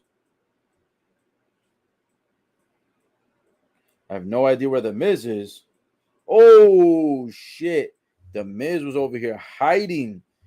He had the kendo stick. He was laying down on the floor, and he bashes the abdomen area of AJ Styles. Then he bashes him across the shoulder, across the chest again, across the neck. Pause, no pun intended. The Miz beating him up. The Miz absolutely killing him with the kendo sticks right now, and now using the kendo to choke him out. AJ right now losing all the momentum in the match. The Miz has been in complete control before the break and even after the commercial break. Now AJ Styles trying to break out of the chokehold. A couple of elbow shots to the abdomen area of The Miz. Nice little Haley kick across the back of the scalp of The Miz. The Miz drops the kendo, and both guys are laid out now in the ring.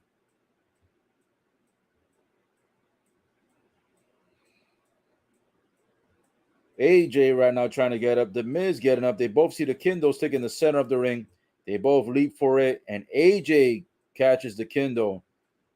Now maybe AJ trying to return the favor. AJ wasting a lot of time.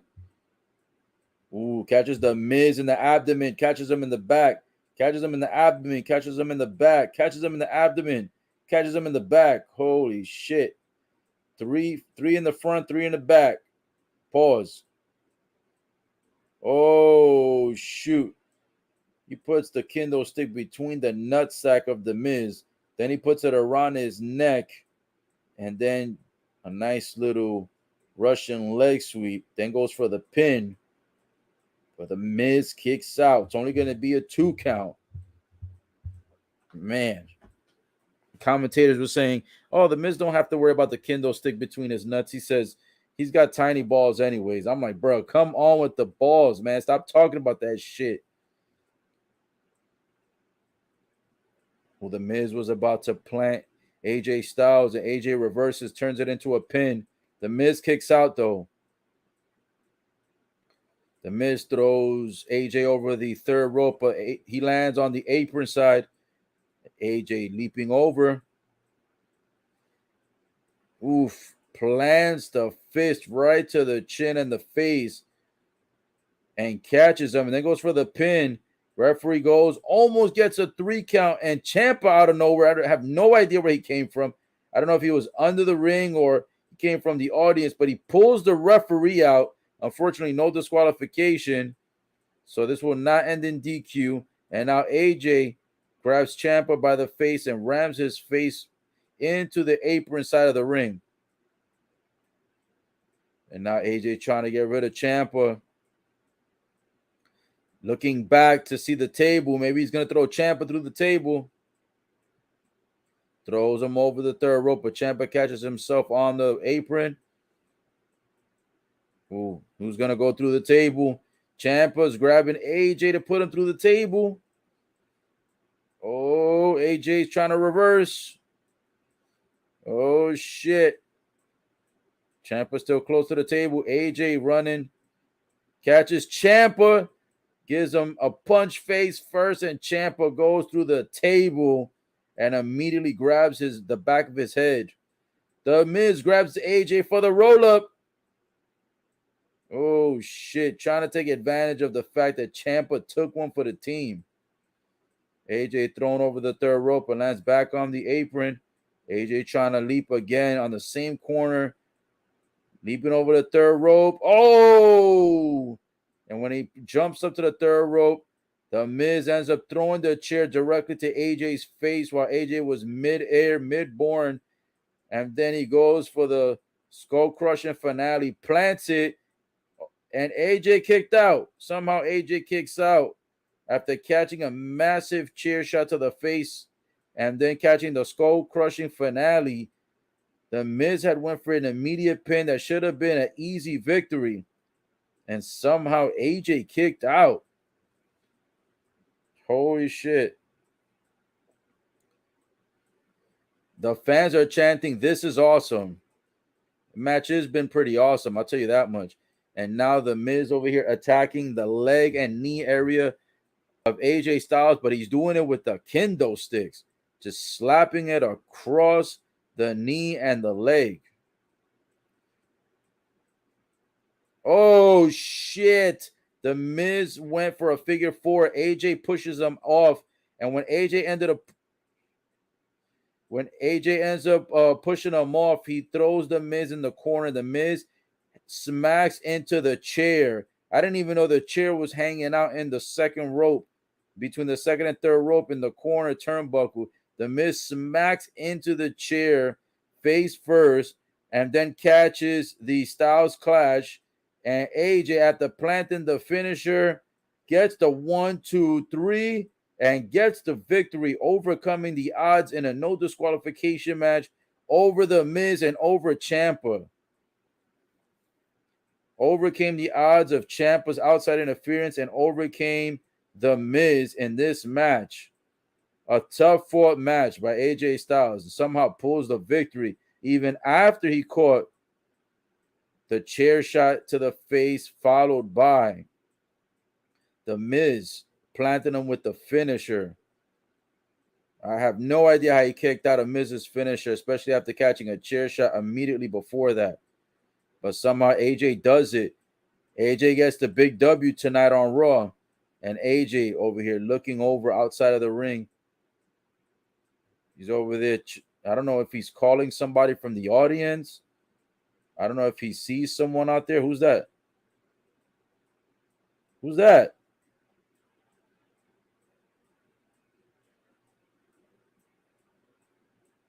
Who the hell was that? Why are they whispering? Damn, tell us who that is. The commentators were whispering to each other. They're like, is that Dexter? He's like, yeah, I think that's Dexter. I don't know who it was, but AJ Styles was looking over towards the direction of the barricade, right? At the barricade, there was some guy over there who basically was, I don't know if he was too drunk. I don't know if he was trying to like jump into the I don't know if he was trying to like jump into the match, maybe, or at least looking like he was attempting to jump in the match. But AJ Styles had his eye out on this guy across the ring. He was in the front row, and he was near the barricade, and AJ staring him down and pointing at him. And all of a sudden, security shows up, and two guys grab him and pull this guy out. And then the commentators are trying not to give any attention, but then the camera angle starts zooming in a little bit towards that direction, and AJ is still pointing over. And then all of a sudden, the commentators say something like, "Is that Dexter?" So I don't know. Maybe the commentators know who this person is. Maybe he's a famous celebrity, and maybe he got too drunk and too wasted, and they're carrying him out the building. Damn, I wish they would have shed a little bit more light on that, bro. I can't believe they didn't pinpoint the camera over there more. But for some reason, security carried somebody out from that corner. Someone who might be named Dexter, who's either a celebrity or someone who might be maybe a WWE personnel, or maybe he's someone that the commentators know, because they actually knew his name, but they didn't want to shed light on him. Like, they didn't want to embarrass him. And then they end up just like taking him out with security. And then AJ Styles, after he sees security grabbing the guy, he ends up turning around. So I don't know. Maybe it's an adversary that AJ knows. Maybe it's someone that snuck into the building. I don't know. It's weird, because earlier in another segment, security had remember, like I said before, there was another segment where the women were having their own little conversation. Security comes flying fast right after them, and then all of a sudden, when security goes running after whoever it is that they were trying to pursue, AJ Styles is going in that same exact direction, but he's walking super slow, almost to not try to put any emphasis or acknowledgement into whoever that was. So wherever this person was, they were initially backstage, and I guess they weren't supposed to be there. And then they were also at ringside because AJ pointed them out. And as soon as AJ points them out, he's like, yo, that's the guy. He kind of like had this gesture like, yo, that's him. As soon as he pointed him out, all of a sudden security shows up again and pulls this guy out. So I don't know. Somebody was doing something that they shouldn't be doing. I have no idea who this person is, bro. That was a weird segment. I wonder if they'll ever shed any light on that. That would be very interesting to find out. John Moxley pulls up and says, dude, what's up? What up, John? Thank you so much for stopping by. I'm actually going to be closing out the Raw segment here. We are officially done and officially complete with tonight's Monday Night Raw on August 8, 2022. I know that you're a big fan of Seth Rollins, as I am. Just to give you an FYI update on Seth Rollins, he had a match tonight against Angelo Dawkins from Street Profits. So he beat him tonight. Pause, no pun intended. And he also defeated Montez. I always call him Fontes because I mix up the letter of his last name with his complete first name, but his name is Montez. Montez, he defeated last week, and he defeated Angelo Dawkins this week. So he's officially beaten the Street Profits in singles matches for 2 weeks in a row. And with that being said, I think that they're starting to give Seth Rollins a little bit of a rise, and hopefully moving forward, they're going to give him the opportunity to start fighting in better matches for WWE titles. So that's the update with Seth Rollins. I know usually you ask about him, and there's the update with that. So he did get a match tonight against one of the Street Profits members. He defeated Angelo. Last week he defeated Montez. So who knows? We might be seeing him more than likely moving up into future matches. So since you did probably miss most of this, John, the replay will be available here on YouTube and on Facebook as usual. I want to thank everyone who tuned in today. I appreciate you guys. Again, don't forget, like, comment, subscribe. Make sure you add me on Facebook, on YouTube, on Instagram, and on Twitch. Make sure you guys share this with others who will enjoy this. And don't forget, guys, Tuesdays, which is tomorrow, we usually do NXT 2.0. I've been enjoying NXT 2.0, so I'm going to stick with that versus the AEW Dark. I used to do AEW Dark on Tuesdays, But for the last 3 weeks, I've been doing NXT 2.0. I think it's been more enjoyable. I think the fans have appreciated more. So for Tuesdays, we're going to continue, and moving forward, continue to have that as NXT 2.0 content for Tuesday. So you'll see me with that tomorrow. As usual, Wednesdays, we do Dynamite for AEW. Thursdays, don't have anything currently lined up. Fridays, we do SmackDown and, of course, Rampage. And then Saturdays, we do pay-per-views. If there's any pay-per-views, if there's any boxing, UFC, etc., we do those. And then in a month or so, for Sundays, we're going to start doing NFL, of course, and college football on the weekends. So that's going to be the updates, guys, of what's currently happening and what's coming up. I want to thank you guys so much for giving the opportunity to tune in today. Again, guys, don't forget, like, comment, subscribe, share this with others. And if you've missed any of the previous content, it is available on Facebook and on YouTube. Saturday, I did the Battle of the Belts 3, and that was phenomenal. It was only 1 hour long, but it was a great AEW 1 hour show that they had, where there was 3 titles on the line. And so all the champs, of course, came out victorious and retained their titles. If you missed that, catch it. It's already available on YouTube and Facebook as well. And if you missed any of my content from last week, that's also available on YouTube and Facebook as well. Guys, thanks again. I appreciate your time. I hope you guys have a blessed night. Make sure you guys stay safe. And I'll see you guys soon. Peace.